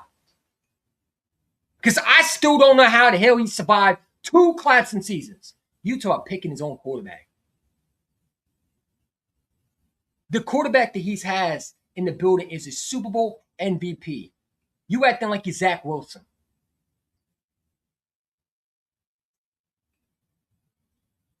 You acting like he's Zach Wilson or Tim Tebow. Jalen Hurts is Super Bowl MVP. He's been to 2 Super Bowls. He's not damn Zach Wilson. So you're running around. And another thing, how many times have we seen teams pick different quarterbacks and they don't work out? You want to be the Jets, the Broncos? Because you're not going to find another Jalen Hurts that's better. You're not. You're not going to find a guy with the mindset like Jalen Hurts, but a bigger arm. It don't work like that. Because if that was the case, every team would have a franchise quarterback, like the Browns, who continue to draft quarterbacks every year because they can't get it right. But remember, these are the same Eagle fans that will kiss Nick's ass. That ones that hate on Jalen Hurts will kiss Nick's ass and say, he's the most winningest coach. Get the hell out of here. But he should draft his own quarterback. He has his own quarterback. He sucks as a coach. And it's funny, the own quarterback, if you trade Jalen Hurts to another fucking football team, they would be a dynasty over there. One of the guys like Dan Staley said, the Texans have been interested in Jalen Hurts. And the Texans trade for Jalen Hurts, guess what? They're going to win the Super Bowl. Because he can do what C.J. Stroud can't do, and that is be a mentally tough quarterback. And if you don't think he can win with that defense over there and those weapons over there with Nico Collins and all them stuff, you don't know what the fuck you be talking about. Just go sit down and shut up. And take more selfies in the mirror. Or go fishing and take more videos in your bio and show how great of a fish you are. Oh, look, Ma, I caught a pass. No one gives a shit. Nick came and coached his offense properly. What makes you exact? And these are the stupid Facebook, Eagle, Twitter geeks, the IG geeks that I just can't take seriously. How can you hate on Jalen Hurts and you're an Eagles fan? That's number one. But then the other hand, you'll praise Nick. And so he's the most winningest coach. Who do you think is winning for him? Because he ain't going out there and winning it for himself. It's not like he's making Jalen Hurts better. Because I'm pretty sure Jalen Hurts is carrying Nick to every playoff game when he's done nothing. How many times has he collapsed and Jalen Hurts has tried to revive this offense? In 23, we should have never made the playoffs. You understand if he had a different quarterback, he would be out of the playoffs? We wouldn't have made the playoffs. Jalen is the reason why we made the playoffs. Because he had to put games, he had to win it with his arm. You know, the guy that can't throw the ball, right? He don't do nothing, but yet he outplayed every quarterback. And when there was big moments, he showed up. One of the best throws I ever saw was when he scrambled to his right, threw it over his body, and threw the one to Zacchaeus in the back of the end zone. Only certain damn quarterbacks can make that throw. That was this kid is for real. Against Josh Allen. And if you know who Josh Allen is, 9 times 10, you don't beat Josh Allen when you're down by that score. And Jalen did that.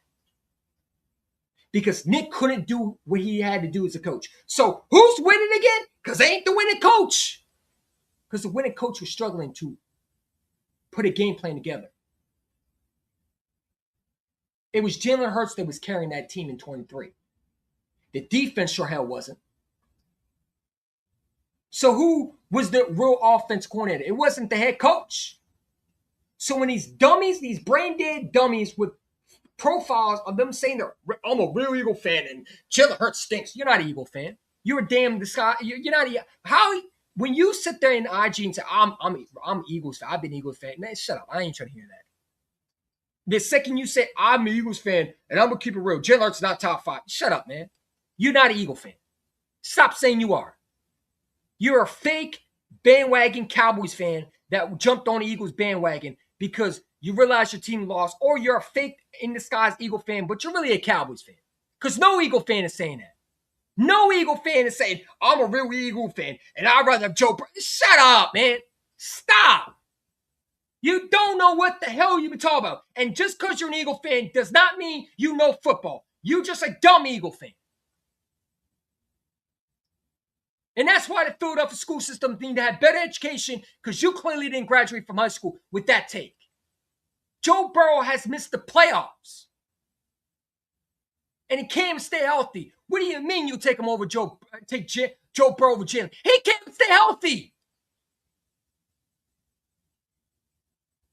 You remedial special ed person?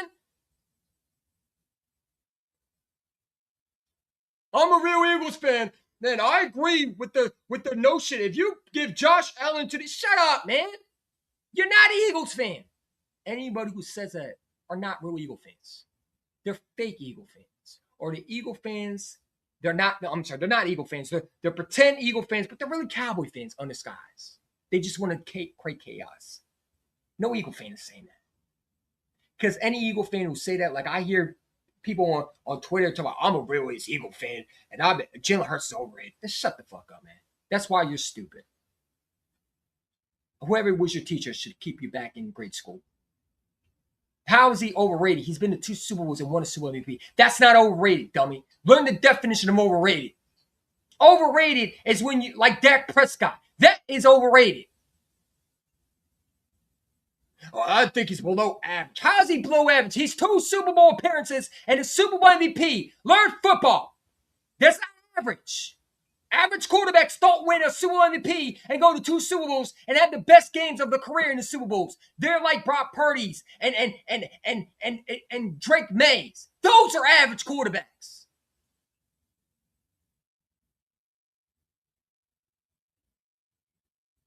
Overrated quarterbacks are Justin Herbert's regular season stat pack quarterback, but don't win in playoff games and loses to Trevor Lawrence. Those are overrated quarterbacks. Learn the definition of that before you open your giant candy mouth or say something stupid on Twitter because you got Twitter fingers and try to make a comment in the comment section and you want to be the smart one in the room. You don't know football.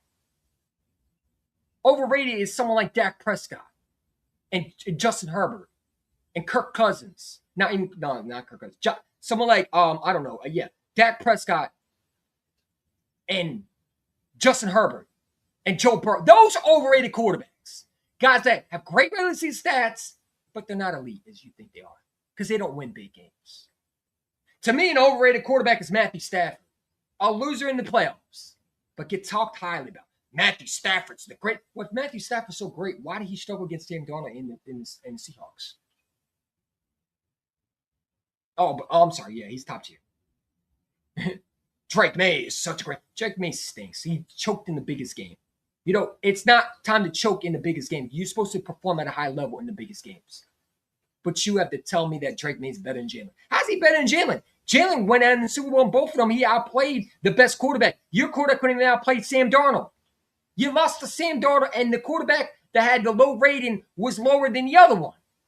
Sam Darnold wasn't great, but you know what? He looked better than Drake May. That's why he didn't win Super Bowl MVP, because both of them are dog shit. One of them just was able to do what they were asked to do, and that was not make bad decisions. And one folded than the other one did. But they think A.J. Brown's going to go to New England and he's going to turn Drake May into a superstar. It's too bad they forgot Patrick Mahomes is in their division. We don't got Patrick Mahomes in the division. The Patrick Mahomes in the division is Jalen Hurts. That's the guy that's in the NFC. It's Jalen Hurts. That's the boogeyman. The boogeyman is in Philadelphia that people disrespect. That's the boogeyman in Philadelphia. That's the Patrick Mahomes and that's the Tom Brady. It's Jalen Hurts. It ain't Dak Prescott. Ain't Drake Jackson Dart. Ain't Jaden Daniels. It's not Jordan Love. It's Jalen Hurts. The boogeyman in the AFC is Patrick Mahomes, not Drake May. It's not Josh Allen. It's Patrick Mahomes. Jalen Hurts is the boogeyman of the NFC.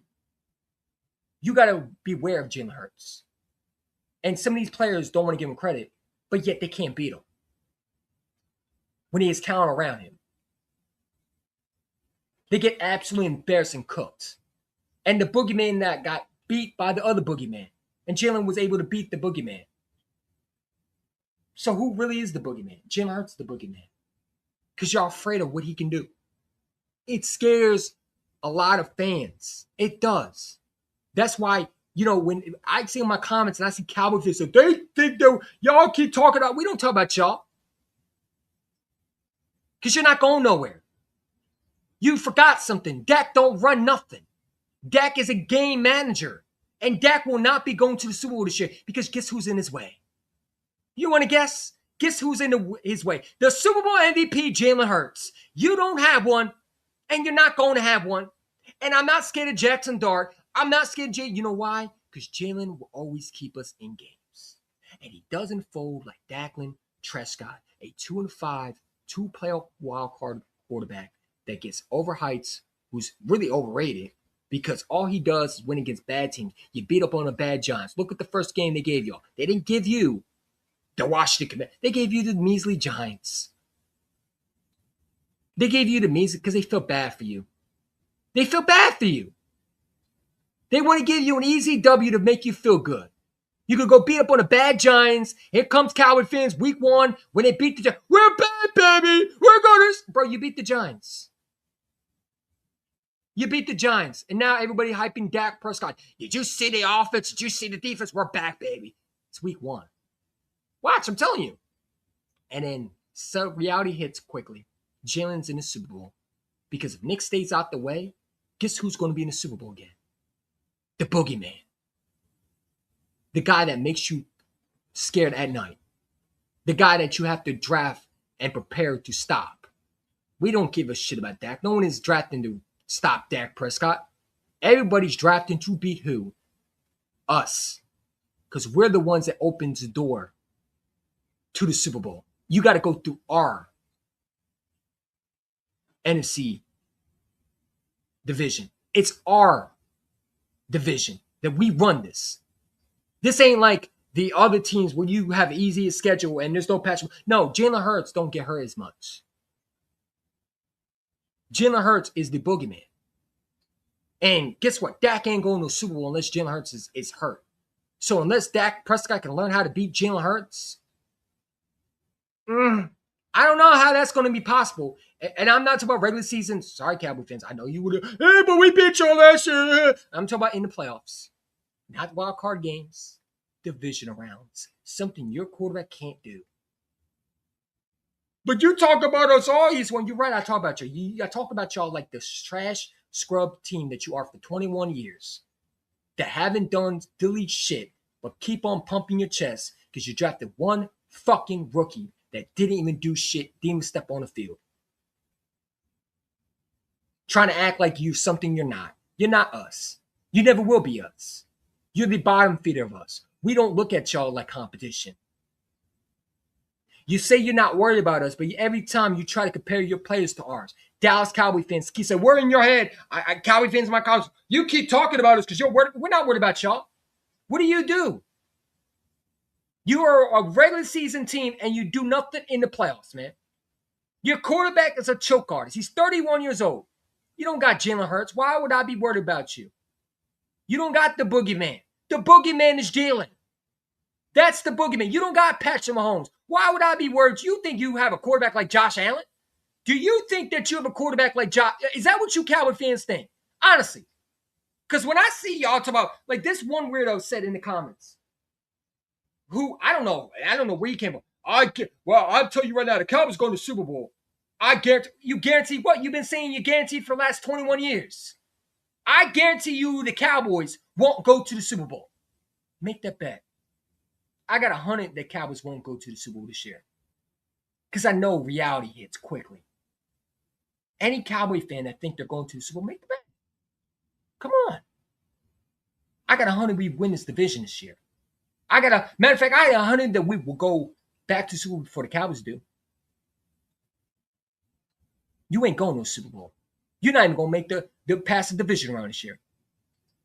You know that. You're hoping on the rookies to be something they're not because you let the media hype you up because you feel great about the highlight reels of Caleb Downs. You never seen them play in the NFL yet. It's different in college than the NFL. But every time I turn around, they talk about our quarterback because they know they're scared. Jalen Hurts is about to go out there without A.J. Brown and put belt to ass on these teams. He's about to put belt to ass on them. It's going to get spooky for these teams, man. If Nick stays out the way, you're going to see what a real offense looks like. Not the offense you've been seeing with Nick, with the prevent offense. No, we're going to blow you guys out.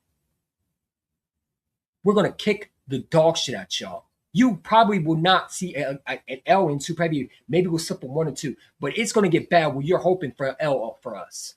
And all we do is continue to win. The only bad side is they'll give Nick Sirianni credit. When really, honestly, he doesn't deserve credit. But they'll give Nick credit. Oh, Nick is the one who's winning this coach. Look at his winning percentage. Yeah, but he's not even calling the plays. He's not even part of the offense.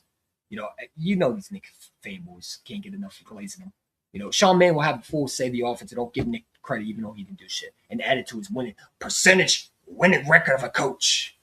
But no, we're going to go out there. If Sean Mann is what I think he is, we're going to be dangerous. And that's why I think the Eagles are comfortable letting A.J. Brown walk and giving A.J. Brown what he wants. Do they want to trade A.J. Brown? No, but that's why they drafted Kyle Leonard. That's why they traded for Wicks. who I think people are sleeping on, because let me tell you, he's gonna have a better quarterback. Jordan Love is overrated. He's not better than Jalen Hurts. We've seen that. Jalen Hurts is gonna do a lot more with Wicks. Wicks is gonna have a better quarterback, a guy that can give him the ball more. And you got Devonta Smith now being the number one, and he's been that number one. He's been the Heisman winner, Super Bowl champion. He's most athletic, polished, route running guru receiver. Everybody talk about JSN, all these guys. Devontae is 10 times better than these guys. Devontae Smith is what JSN is trying to be. Because Devontae Smith has done everything possible, yet they disrespect him. The Heisman winner, trophy winner. Name me another receiver other than Devontae Smith that has a Heisman winner trophy and is Super Bowl champion as a wide receiver. 1,000-yard wide receiver, all pro. I think it's a Pro Bowler. But they disrespect him. They disrespect him. They forget how good he is. And he's going to go out there and ball. He already bulked up. And you saw how jacked he's getting. It's getting spooky for these teams, man. And now they think that somehow Jalen Hurts is not going to live up to his potential. No, they better hope that Nick stays out. They better hope that Nick tries to get involved. Because if he doesn't, Jalen will be fine. That's what you seem to not understand. And if you're intelligent and you knew the game of football, you would know this is not Jalen Hurts. That's the issue. It's the coach. You know what I'm saying? And you're going to learn real quick that Nick was the problem. And I'm going to be like, aha, I told you. Oh, you didn't think it through. Well, look at it. He's throwing over the middle. Oh, he can't run in the office. Oh, he look like he's running in the office. What's going to look like when Jalen does it? It's going to be a lot of sad faces. There's going to be a lot of Eagle haters, man. That's cool. Now kiss the second ring of Jalen Hurts on his finger. Because if he wins another Super Bowl MVP this year, it's going to get, I'm telling you right now, you thought I was cocky the first time, where I was telling you to shut the fuck up about my quarterback. Oh, you didn't see nothing yet. I'm not even going to let you freaking speak. I will get disrespectful that you've never seen in your lifetime. And there's going to be a lot of fans I will go after. And don't worry, I got receipts. And if he wins without A.J. Brown, you better not say nothing but nice things about him. Right? Because A.J. Brown's carrying Jalen Hurts supposedly, right? Even though Jalen Hurts is the reason why A.J. Brown has all the success. Drake May ain't doing that. But people want to believe what they want to believe. And that's cool. That's cool. Like I said, we've been on, how long we been on here? It's 11:48. We've been on here for a while, man. But yeah, like I said, like and subscribe. You know, again, these, I'll just say one more thing before we head out because we've been on here for a while. Tomorrow, 8:45 p.m., we are going to do NFL schedule release. My guy, Des Eagle 90, King DV. Hold on, let me put it up real quick. But yeah, we'll break this down a little bit tomorrow, another time. But we already know. We already know about this. Let me pull it up because I did tweet this.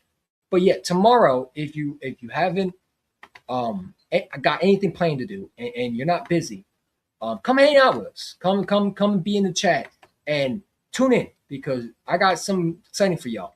So again, let me find it real quick. You know, where's it at? Give me a second. My Twitter profile, if you want to DM me, you can. Any collaborations you want to do, that's fine. If not, it's cool. But yeah, tomorrow.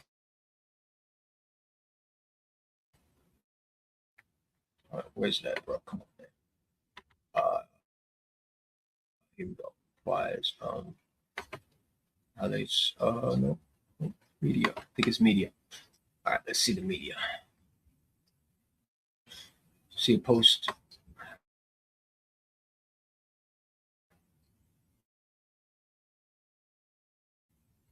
Let's see. I think it all.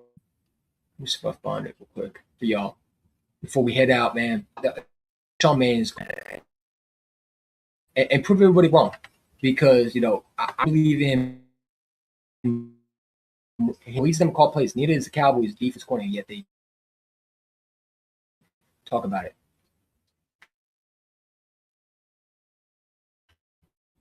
Look at Bart Scott, man. Before we get into it, look at this idiot. Sorry, I have to break this down because I was trying to show it to you earlier. And then we'll get up out of here. Here yesterday, and he gave his expectations.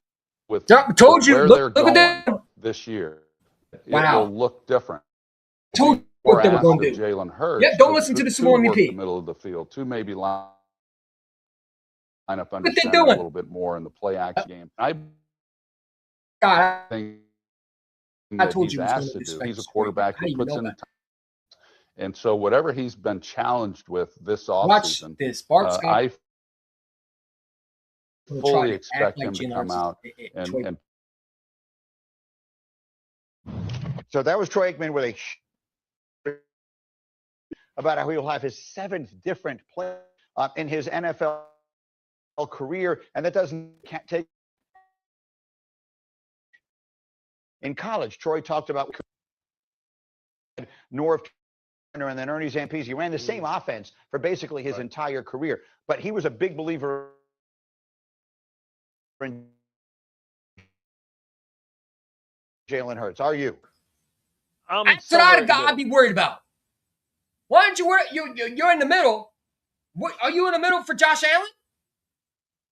How about Lamar? Joe Burrow? Jaden Daniels? How about Dak Prescott? Okay. Bart Scott. Who is you? 15 quarterback, and I think sometimes he moves up that board and goes down that board. It's important for them to figure out what he does well. But What do you mean he don't do well? He wins. Something Justin Herbert don't do that you glaze. Look at these two. The two, I told you, watch them do this to Troy Aikman. Troy Aikman says something like, here comes, I don't know about Jalen Hurts. I'm in the middle. What do you mean you're in the middle? You were in the middle when Justin Herbert was stinking in the playoffs. You'll jack off and dick ride to him and say he's great. What do you mean in the middle? The kid wins. That's the most important position to have in a quarterback trait, winning. Oh, that's right. You don't know nothing about winning. You never played in the NFL more than probably a practice squad. Bart Scott, whatever your name is. Are you hold up. Did you win a Super? Hold up. Let me look it up real quick. What's your name? Bart Scott? Bart Scott? Is that your name? Bart Scott? You sound like what is his name? Bart Scott? Is that the guy that said privilege? has to evolve as well. Bart Scott. Is that his name? That's the goofy dude name? Hold up. We're gonna solve this now. Did Bart Scott ever win a Super Bowl as an NFL player? Bart Scott never won a Super Bowl as a player. He had a solid career, mostly with the Baltimore. Oh, okay. Okay. So you should just shut the fuck up then.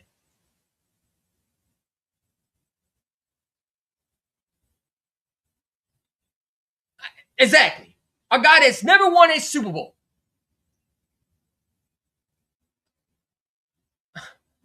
These guys are hilarious, bro. Bart Scott never won a Super Bowl. That's the first thing I asked. Going to have that's going to be similar to the Rams. He's going to have to learn how to turn his back to the deep rotations of. He's been doing that since the day he's gotten here. What the hell is you talking about? Seriously, do you guys just say stupid stuff to hear your own votes? 2023 he did that. 2022 he did that. Do we need to run the highlight reel? Jalen Hurts throwing the ball and reading defenses? Is that something you need? You need a highlight montage of him throwing the ball? He's been doing that. What is you seeing? Do you need bifocals? Is there something wrong with your eyes? Mr. Guy that swerved down here, privilege, because his wife was looking at Jalen Hurts and saying how much of a bum you were and how much you came and why can't you not be like Jalen? You're probably jealous of her liking Jalen Hurts. Now you want to hit on him. The safeties and know where to go to football, but he's done that. What is you talking about? Again, these idiots that say stupid shit. A guy that's never been a Super Bowl champion. I asked Google, did Bart Scott win a Super Bowl? The answer was no, but he had a solid career. So did Dak Prescott. That's going to be similar to the Rams. He's going to have to learn how to turn his back to the defense. He's been doing that. Where's you heading at? He's been doing that. Did you watch him? Or were you busy picking your nose and being a simpleton and trying to act like you know more football than you do?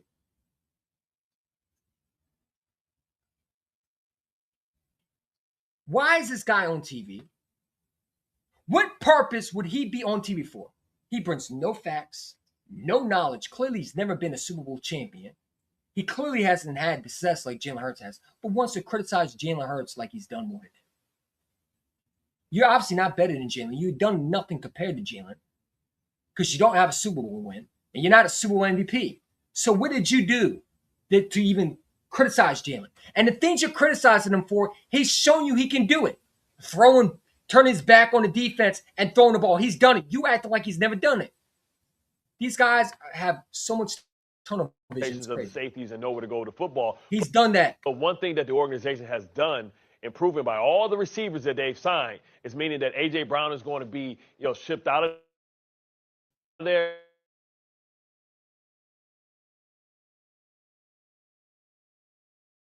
And it's going to be. You just said is wrong. He can't throw over the middle.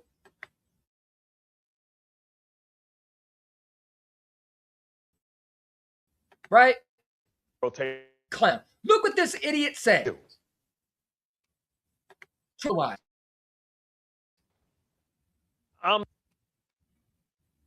You're so worried in the video. Oh, Mr. Privilege. Oh, so you're not worried about it. Stop, man. Why aren't you in the middle with Justin Herbert, who's a bum in the playoffs? A first-round bum who can't win a playoff game. You're in the middle for him? What about Dak Prescott, a highest-paid $60 million quarterback that can't miss the playoffs 2 straight years, hasn't been back in the playoffs. The last time he was in the playoffs got embarrassed by Jordan Love. You ain't in the middle with him? What about Josh Allen that couldn't even beat Bo Nix in the AFC Championship, in the divisional round? Had a chance to go to the Super Bowl and threw 4 interceptions and fumbled 2 times. I'm tired of these losers, man. Why are they? Troy Aikman knows more football than you ever will. But check you over there. I mean, so is Troy Aikman a liar? So Troy Aikman don't know what he's talking about, right? Because if you think he's in the middle, what more do you want from Jalen? Bart Scott has never won a Super Bowl yet. He want to talk about. Look at this guy. Look what he says, man. This is hilarious. Entire career, but he was a big believer in Jalen Hurts. Are you? Yeah, the Super Bowl MVP, the 3-time Super Bowl MVP, something you've never been part of. I'm somewhere in the middle. I'm so worried in the middle. Good thing you're not a GM. I wonder if you're so worried in the middle for Justin Herbert. Huh? Oh, okay, crickets. Are you so worried in the middle for Dak Prescott, who's 31 years old? Are you so worried in the middle for Jaden Daniels, who's shown one consistency of being a good quarterback in the league, had easiest schedule, been to the championship, got sent home by the quarterback that you're so worried about, by the way? You mean the same guy that outplayed Mahomes? Are you so worried about Patrick Mahomes in the middle? What about Joe Burrow? Are you? What are we talking about? You ain't worried about these quarterbacks, but you're worried about mine. Right? Jealous motherfucker. This dude, you could tell is so jealous. Does your wife think about him all the time? Is that why? Do you punch your little pillow at night because your wife is out here looking at Jalen Hurts picks? Is that what it is, Bart Scott? You afraid your wife is going to leave you because she wants a real man and sees a weenie in you? I get it, bro. I get it, man. I think he is a top 15 quarterback. Top 15 quarterback. But I bet you have Josh Allen above him. So what is Justin Herbert? What is he in your rankings? Is he a top 5 quarterback? These people, bro. You just got to laugh. I think sometimes he moves up that board and goes down. He moves up the board and down the board. Well, shit. Which one is it? Because if he moves up the board and down the board, could it be because the head coach stinks? No, it's Jalen Hurts, I guess. Jealous human being. It's important for them to figure out what he does well. What does he do well? Well, he went to Super Bowls. He goes to Super Bowls. He's a Super Bowl MVP. He wins. He goes to playoff games, and he's consistent in the playoff game. What has Josh Allen done well? Doesn't go to Super Bowls, though. Is in his 30s. Still turning with the ball. Not being consistent in big game. Are you worried about him, too? What about Justin Herbert? What does he do well? Other than have a big arm, but loses to the Patriots. Loses to Jacksonville. Shut up, man. Mr. He is privileged. Your wife is probably gonna leave you. I know, bro. Who was a weenie like? I mean, if you're married to this guy, I feel bad. He's a weenie man. You could tell he kisses his wife's shoes while she puts him on a leash. Does your wife put you on a leash? Does she stick a dildo up your ass because you can't penetrate her? Is that how it works? Are you getting dildo up your ass, Lily? Is she putting that dildo up, pretending she is a dick and trying to fuck you in your ass? Pardon my language. Because I know you ain't flipping her matches. So is she flipping your match? Is she trying to be the man in the relationship? Because she sees a weenie out of you. She sees a female in you. She's more of a man than you are. Is she putting a dildo up your ass, bro? Just be real. Because you're soft you're soft as a baby blouse. You're soft in Charmin toilet paper. Yeah, I'm worried about it in the middle. Man, sit down, bro. He has to evolve as well. He has to evolve as well. You acting like he's the same quarterback. He hasn't evolved? How are these guys on TV? How are they on TV, man? What did they do that they are on TV for? These guys should not be on TV talking football. What are you talking about? He hasn't evolved. He's been to 2 Super Bowls. Go look at his rookie year and look at what he's done now. You tell me he's not involved? He's a better passer. He throws the ball better. What do you mean he hasn't evolved? He obviously has. These people, man, like they just like I don't know why I watched this, man. To the type of offense they're going to have that's going to be similar to the. Oh yeah, it's a difference. We heard this with Kellen Moore. Jalen can't run Kellen Moore's offense. Oh yeah, how'd that work out? Super Bowl MVP. Oh, Jalen Hurts can't run Shane Steichen's offense. Oh, he was in the conversation for MVP. Don't you get tired of hearing your own selves? I'm just curious. Do you get tired of saying stupid shit all the time? When are you going to actually be a man and put your nuts down and say, you know what? I'm sorry, I'm wrong. Why do you got to be a little bitch? Why do you have? Because when I see this man is definitely getting pegged in the ass. His wife is literally putting the dildo up his ass as she is strapping into herself. Because we know damn well he ain't penetrating his wife.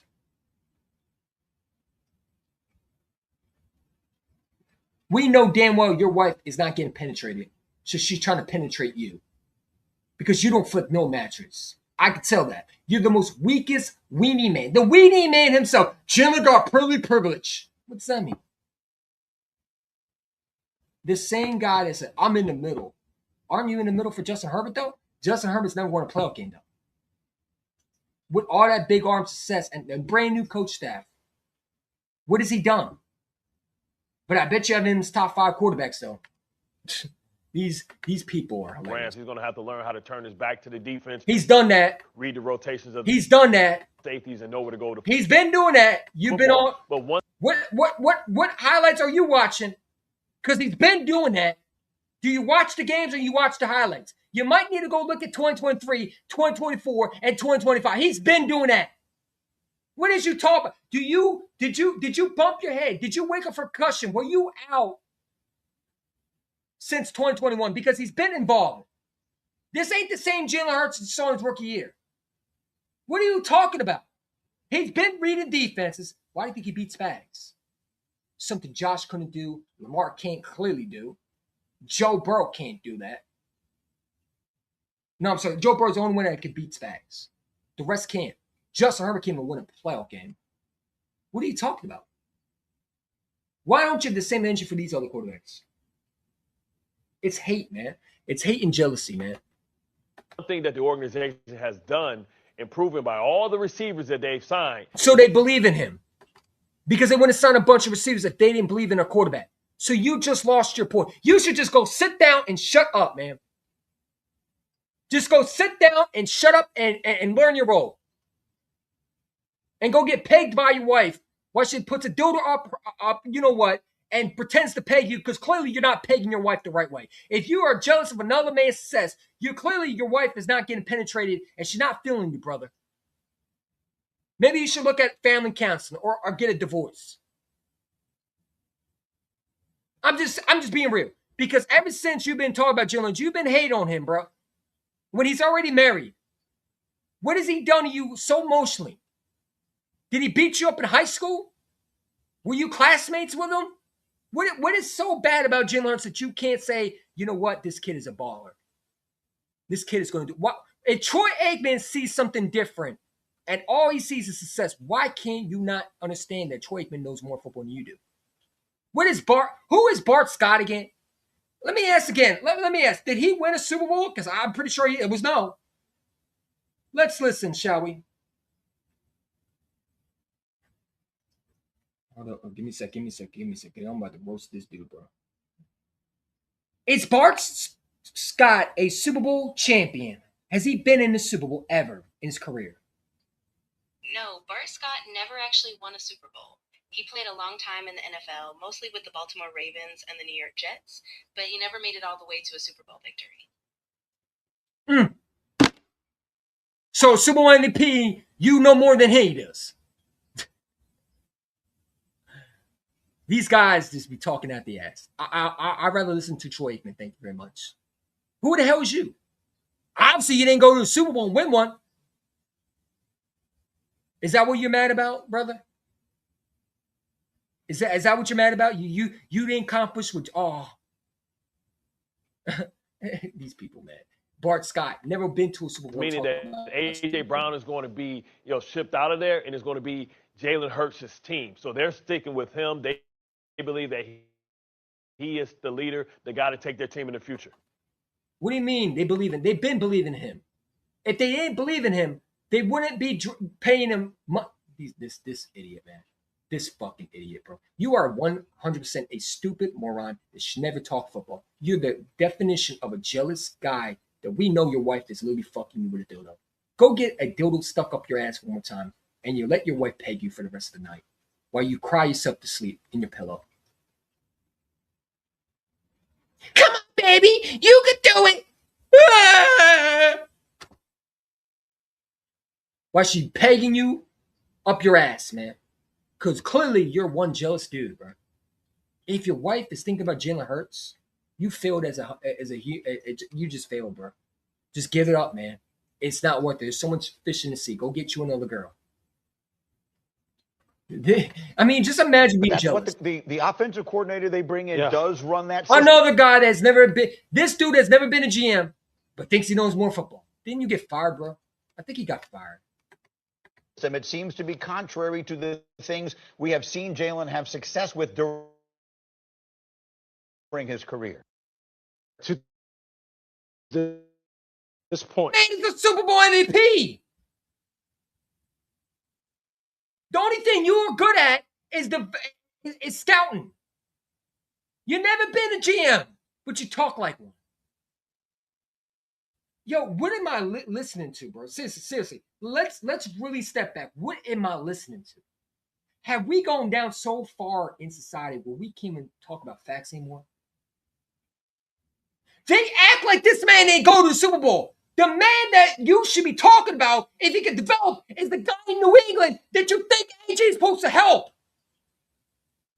That threw pick 6 against and lost to Sam Darnold. The man that you're talking about has beaten Mahomes and outplayed him. He's a Super Bowl MVP. What are we talking about? What is we talking about? What is we talking about? I'm trying not to lose my mind. I've already lost my mind, but I don't understand dumb, stupid people, especially when they try to talk football. It's one thing to be stupid. It's nothing to be paid and be stupid and talk stupid and try to act like you're intelligent. It's Jalen Hurts' next development. What do you mean next development? If anything, he's developed more than you thought. Because obviously you weren't the one that thought he was a top quarterback. You didn't obviously pick him to win a Super Bowl. And if I go back to your predictions, you probably had Jaden Daniels beat the Philadelphia Eagles. Wrong. You were weren't you the same ones that were picking the Chiefs to beat the Eagles in that Super Bowl and say Jalen can't beat Mahomes? What do you mean? He obviously shocked you? I mean, what are we talking about? This is nonsense. What they believe he needs to do in order to take his game to another level and therefore take his football team to another level. Although they He have been at did. the highest He won level. a Super Bowl MVP. Yo. Hold on.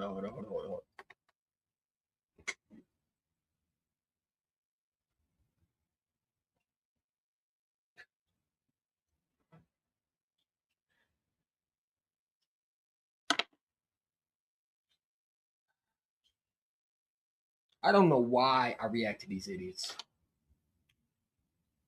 This dude is talking out his ass.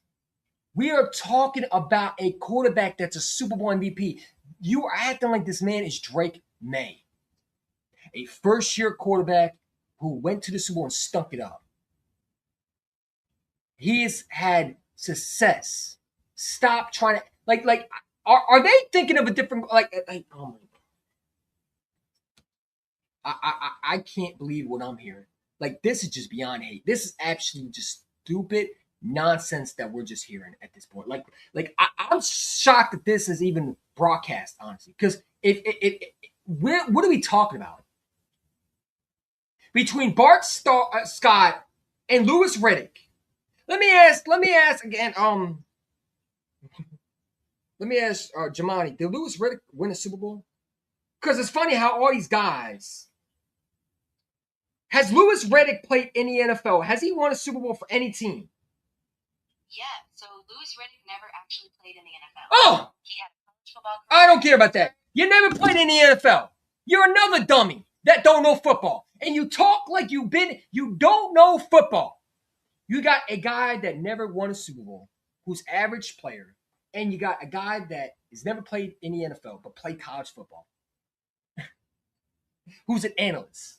These are the guys that want to criticize Jim, but Troy Aikman says otherwise. Oh, is Troy Aikman wrong for? What do you mean, Troy Aikman? So Super Bowl MVPs don't matter no more? These guys are ridiculous, man. Already, and from a team perspective, he's already done everything you ask a quarterback to do. So what are you complaining about? Then there should be no reason why you should have any doubts. He's done everything they asked him to do. He's won a Super Bowl MVP. He's done more than every quarterback you've been praising about, like Justin Herbert and Josh Allen, who can't even get past an AFC Championship game without choking. Or one of them can't even win a fucking playoff game. What are we talking about, man? These idiots, man. Okay, he's won one Super Bowl. That's all it matters, man. Because I'm pretty sure Super Bowl MVPs, and he didn't just win a Super Bowl. Stop saying he just won one Super Bowl. He's a Super Bowl MVP. You forgot that part. He didn't just win that was Sam Darnold. He won a Super Bowl. He was a Super Bowl MVP. Now you want to deny he's won. And now it's like, oh, he won a Super Bowl. No, he's a Super Bowl MVP who won a Super Bowl. Stop trying to act like he wasn't just this guy that just went to. No, that was Sam Darnold. He didn't win a Super Bowl MVP. Jalen won a Super Bowl MVP. And he's not just went to one Super Bowl. He's been to 2 Super Bowls.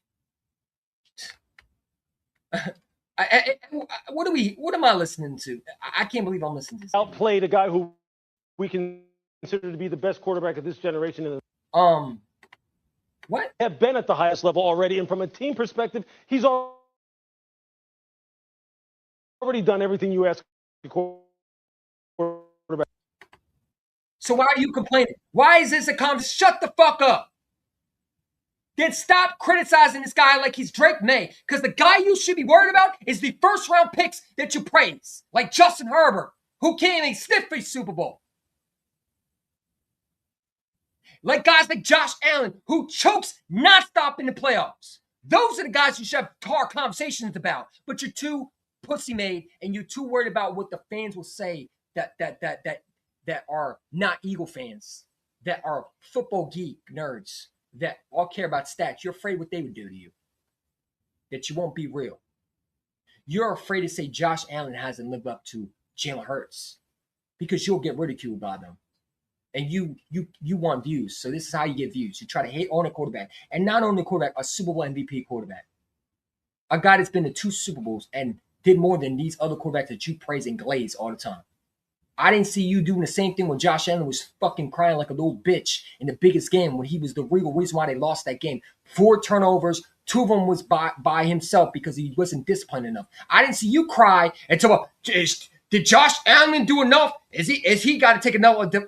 Stop, man. You're hating. And it's not even hate anymore. It's the fact they wouldn't deny facts now. Super Bowl, he outplayed a guy who he won a Super Bowl MVP. He didn't just get to a Super Bowl. Stop saying he just got to a Super Bowl. I hate when everything you ask a quarterback to do. Okay, he's won 1 Super Bowl. He's won a Super Bowl MVP. He didn't just won. No, Sam Darnold won a Super Bowl. He's been to 2 Super Bowls. He's a Super Bowl MVP, a All-Pro, a 5-time Pro Bowler. What the fuck is you talking about? Stop making it like Jalen Hurts didn't win Super Bowl MVP. We're not going to play like you didn't just see him hold on the Barty and the MVP of the Super Bowl MVP award. No, the guy that won the Super Bowl that didn't win the Super Bowl MVP was Sam Darnold. That's the guy that only won a Super Bowl. He is a Super Bowl MVP.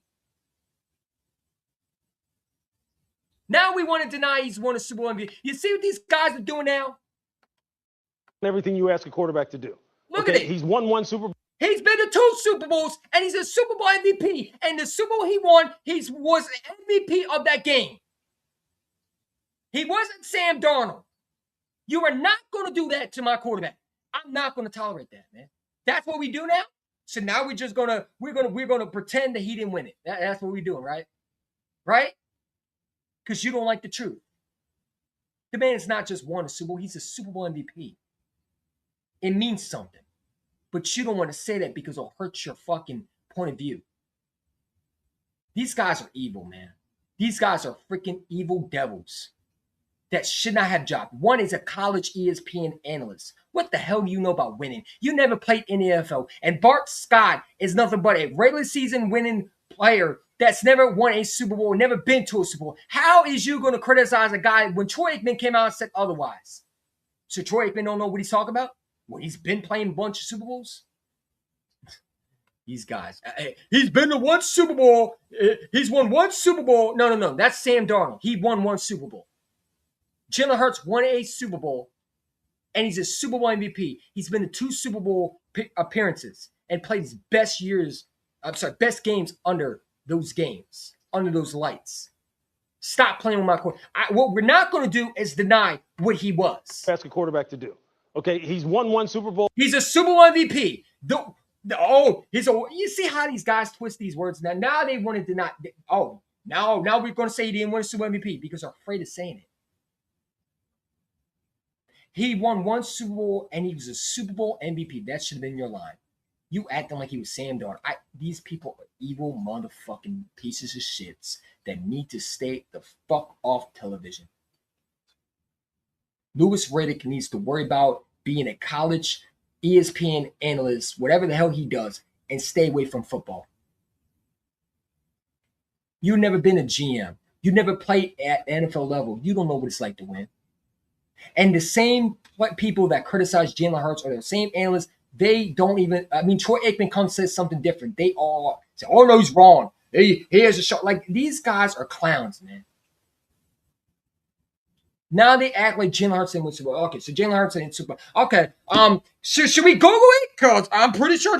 Let's ask him. Hey, did Jalen Hurts win a Super Bowl MVP? He hasn't won Super Bowl MVP yet. Hold on. I think they missed it. Did Jalen Hurts win Super Bowl MVP? No, Jalen Hurts hasn't won Super Bowl MVP. What? He led. You don't know what the fuck you talking about, too. That's where they got the information from. What do you mean Jalen Hurts didn't win a Super Bowl MVP? What? Hold up, what? Unless they took it away from him. Because it says Jalen Hurts was named Super Bowl MVP. What? What are you talking about? Yo.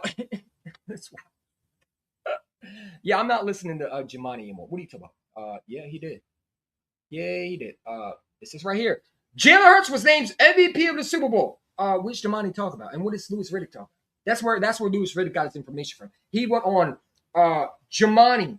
ChatGPT said, did Jalen Hurts win Super Bowl MVP? No. Okay. I don't got to name him Super Bowl MVP. No, you do. He was Super Bowl MVP. That's why ChatGPT is not always good. You see how they can manipulate you? That's how a lot of people get caught. Because ChatGPT just said Jalen Hurts didn't win Super Bowl MVP. Yes, he did. Yes, he did. This is why people think that Jalen Hurts number one. Oh no, Jalen Hurts number one Super Bowl MVP. Yes, he did. Oh yes, he did. Sorry. Stop listening to ChatGPT. Ask her Jalen won the Super Bowl MVP in the Super Bowl 2025. Hold on, man. Did Jalen Hurts win Super Bowl MVP in 2025?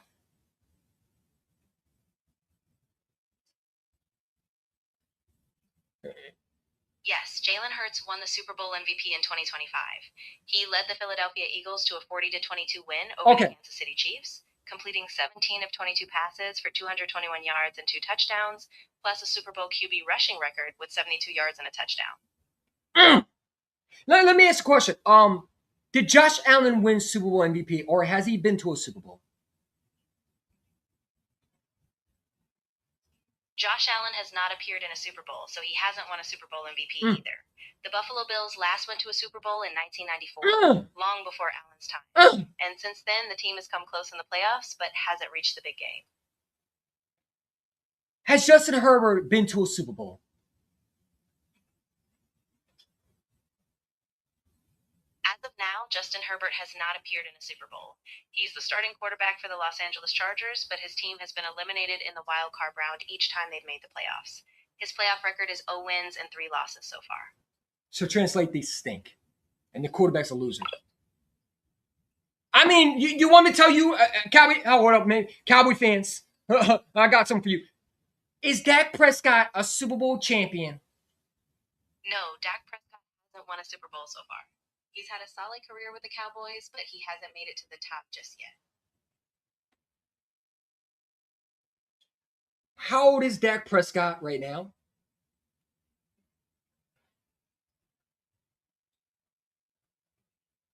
Dak Prescott is currently the starting quarterback for the Dallas Cowboys and just signed a 4-year, $240 million extension. He's fully healthy after returning from a hamstring injury in 2024 and had a strong 2025 season with over 4,500 passing yards. Yeah. I asked how age you. What is Dak Prescott's age? Dak Prescott is 32 years old as of May 2026. His season's over. You see the difference between one has won a Super Bowl MVP and the other ones can't do it? You know what I'm saying? But, swerve down Louis Riddick. According to Louis Riddick, Jalen Hurts has won a Super Bowl. He outplayed a guy. Yeah, he won a Super Bowl. No, he won a Super Bowl MVP. Who we consider to be the best quarterback of this generation. Now we consider him. Oh, but I thought before he was the GOAT. It's funny when Jalen beats him. Oh, now we consider him. We consider him as the best quarterback. Oh, no, I thought he still is. Did Patrick Mahomes retire? I still think he is the GOAT, right? So is Patrick Mahomes not the GOAT anymore? Oh, okay. So Jalen Hurts beat him, and he's not good enough anymore. You see how these people are? These guys are evil, man. These guys are absolute evil pieces of shit. And by and large, in that football game against the Kansas City Chiefs. Yep. But I think, look, you're always looking to But I think after a butt is excuse. Because after the butt, you're making an excuse to try to hear your own voice. You brought no facts. continue to push the envelope and kind of raise the bar. So pretty much you don't know what the fuck you're talking about. Because, again, Troy Aikman said this kid is different. The kid has been in 2 Super Bowls. I mean, what more do you, like, I don't understand. Hold up. Let me ask ChatGPT, since they love talking about ChatGPT so much. Let's see how ChatGPT ranks Jalen Hurts' career. Can you name me Jalen Hurts' accomplishments through the NFL and the things he's accomplished in the NFL? Yeah, absolutely. So Jalen Hurts has had a really impressive NFL career so far. He was a second-round pick by the Eagles in 2020, and he took over as a starter in 2021. In 2022, he led the Eagles to a Super Bowl appearance, and he was the runner-up for NFL MVP. Plus, he became the highest-paid player in NFL history at the time with a massive contract extension. And he's also been a Pro Bowler and an NFC champion. So, yeah, he's really been making waves. Did you hear what she said? Yeah. That's the internet saying that. That ain't me saying it. Why? I mean, maybe they should listen more to ChatGPT. Maybe ChatGPT should be on ESPN. Cause I mean, she said he was impressive. You notice Louis Riddick never said that. This is why maybe human beings should just be taken over by internet. Because maybe we should have more chat BGT running the show instead of idiots like Louis Riddick and Bart Scott that brings nothing to the table. Or maybe you hire guys like Troy Aikman or someone who's been, or like, why can't Get Up not hire guys like the guys that done it? Like, instead of hiring guys that are nobodies, hire guys that have been to Super Bowls, that's actually won Super Bowls. Because they're a threat to these guys that never been there. What are you going to tell Joe Montana? Oh, you're overrated. Kiss the rings. That's why these guys, the guys that hate on him. And it's funny because when Bart Scott talks, or these idiots that talk, and talk about how, oh, he hasn't really improved and, oh, I'm really in the middle of him. How the hell are you in the middle of him when your quarterback that you glaze can't get where Jalen Hurts is? Because again, I keep going back to this, and I wanted to show this earlier. Let's bring this up real quick. What are you talking about? The quarterbacks that have been praising Jalen, let's take a look at them. Troy Aikman, 3-time Super Bowl MVP, All-Pro, Hall of Famer. Peyton Manning, 2-time Super Bowl MVP, Hall of Famer. Tom Brady, 6-time Super Bowl MVP, All-Pro, Hall of Famer.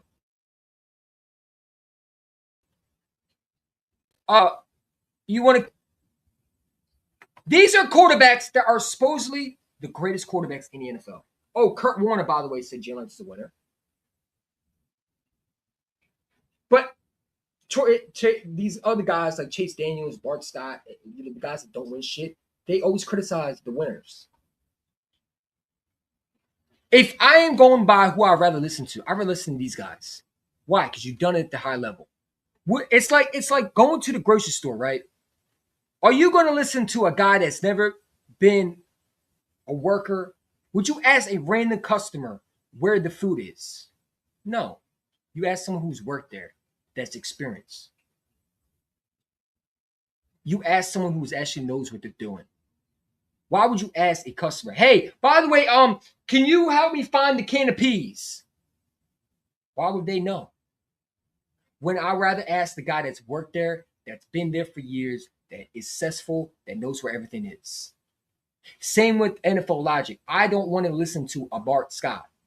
You don't do shit but talk out your lips. And one of them is Louis Riddick, who's never been an NFL Pro Bowler, not an NFL player, and he's been a college ESPN wannabe GM who was supposed to be a GM, but no one wanted to pick him up because they don't even think he's a good enough GM. I mean, you never got picked up. It's funny. Everybody else gets picked up as GMs, but you've never been picked up as a GM. Why is that? For a guy that's so smart. The same guy that thought the Eagles were drafting a quarterback in the second round. I mean, these guys are haters, bro. Ask her, did Jalen Hurts? I appreciate that. Yeah, I did. But again, I mean, these guys swear it down Jalen Hurts the Antichrist. And, it's embarrassing. It really is. They make themselves look stupid. Colt McCoy, Ryan Fitzpatrick, known as Jalen the detractor. Yeah, guys that don't win shit. Colt McCoy stunk in the NFL. And Ryan Fitzpatrick has been a journeyman. The only thing he knows about is owning the Eagles. That's the only thing he knows about. He's never won a playoff game. It's like asking a guy who works at the deli, do you know how to count money? Can you help me do my taxes? Why would you ask a guy that works at the deli how to do it when he makes nothing but meat and he cuts meat? You're going to ask a guy who works at the bank. It just, guys that know that their limits should be only being what they are, and that is a nobody, yet we ask them these questions. Let's ask Troy Aikman, we think of Jalen Hurts, a winner, a guy that knows everything, that talks to him. When has Bart Scott ever talked to Jalen Hurts? When has Louis Riddick ever talked? They don't talk to these players, but they talk like they know these players. And they talk like they have insight. These guys are losers, man. Every single one. They're haters. They've been proven wrong, and they're sick to the stomach. And the ones who make them even more mad are the ones that are been in the NFL. Now Troy Aikman don't know football. Oh, I told you. What did I say in the beginning when we reacted to Troy Aikman? If you haven't, we're reacting to him. I said Bart Scott and one of these got Bart Scott and and one of these analysts are going to try to contradict what Troy Aikman said and try to act like he said something that was worth talking about because they don't want to admit they're wrong. Is Troy Aikman right? Do you believe in journalists? Why would you ask a guy that hates on journalists? What do you think he would say? These are what they do for clicks. And I sometimes feed into it because honestly, it frustrates me. It really does. I mean, the guys, Louis Riddick said, oh, he's been to one Super Bowl. It's like, no, dude. He's won one Super Bowl and he's a Super Bowl MVP. You forgot Super Bowl MVP. One Super Bowl is what Sam Darnold did. Okay? That's a guy that won a Super Bowl. One Super Bowl is someone like Trent Dilfer did. Jalen Hurts is a Super Bowl MVP. One Super Bowl is what Russell Wilson did. Jalen Hurts is a Super Bowl MVP. That's a bigger consequence than just winning the Super Bowl. Because it's great to win a Super Bowl. But when the real reason why you won it and you get awarded for being the best player in the game, that is a real Hall of Fame career credentials that you need that really helps you. Then you still could go to the Hall of Fame without a Super Bowl, but it helps you tremendously to get in, especially in the first Hall of Fame mention when you're retired and you're ready to be inducted. Because every quarterback that has a Super Bowl, at least a Super Bowl MVP, are being talked about. Hey, do they have the worthy of being the Super Bowl MVP? That is a start to get a gold jacket. Now, you still could get a gold jacket with great stats, but you won't get there in as a number one spot to be in the Hall of Fame. Usually, Super Bowl MVPs matter. Where some of these other quarterbacks, they have to wait because they didn't do enough. Like these other quarterbacks that been doing a lot or winning. Jalen Hurts is building a Hall of Fame career. And we're watching a guy that is doing everything but winning. Doing everything, and that is winning and being the best player on the field. But all these other quarterbacks that don't do nothing, they act like Jalen Hurts is them. And the other quarterbacks they love talking about are doing Jim. Like Josh Allen, we act like he's winning 3 Super Bowls already. ChatGPT just said that, and it's not me saying. ChatGPT said Josh Allen never been to a Super Bowl. Jalen Hurts been to a Super Bowl MVP. I've been to 2 Super Bowls, won a Super Bowl MVP. You would swear that would be enough. Now, before it was Jalen Hurts can't win a Super Bowl. Before it was he can't get there. And before it was, he will never be an NFL quarterback. And now it's, can he still be consistent? What are you talking about? Bart Scott said, you can't read the defenses. What do you mean you can't read defense? How do you beat Spags then? Because the only way to beat Spags is to throw the ball. So you're an idiot who don't know football. And that's why you never probably should be talking football. If you got to be one of them idiots that clearly can't see Jalen Hurts, he got to take the next step. What's the next step? The next step is getting back to another Super Bowl and winning the Super Bowl MVP. The next step is being a better passer maybe. What next step? Can someone explain to me? You're not talking to a guy that has the next step. What's the next step for Jalen Hurts? He's a Super Bowl MVP. Maybe going to another one and winning another Lombardi without A.J. Brown? What are we talking about? They swerve it down. This man's been to 1 Super Bowl and lost and never got back. Louis Riddick. Jalen Hurts been winning. I mean, he's done a great job. He's won 1 Super Bowl. No, he's won 1 Super Bowl and been to 2. No, he's been to 2 Super Bowls, Super Bowl appearances, and he had a Super Bowl win, and he was named as Super Bowl MVP. Stop saying he just won 1 Super Bowl, because when you do that, you're trying to act like he never won a Super Bowl MVP. And he did. Whether you want to admit it or not, it's not up to you. Because guess who voted for him to be Super Bowl MVP? The people that watched the game. He obviously got the Super Bowl MVP because it's a picture. You want to see the picture? Because there's pictures on the internet, and it's not AI images. So again, man, it is what it is, bro. Hold up.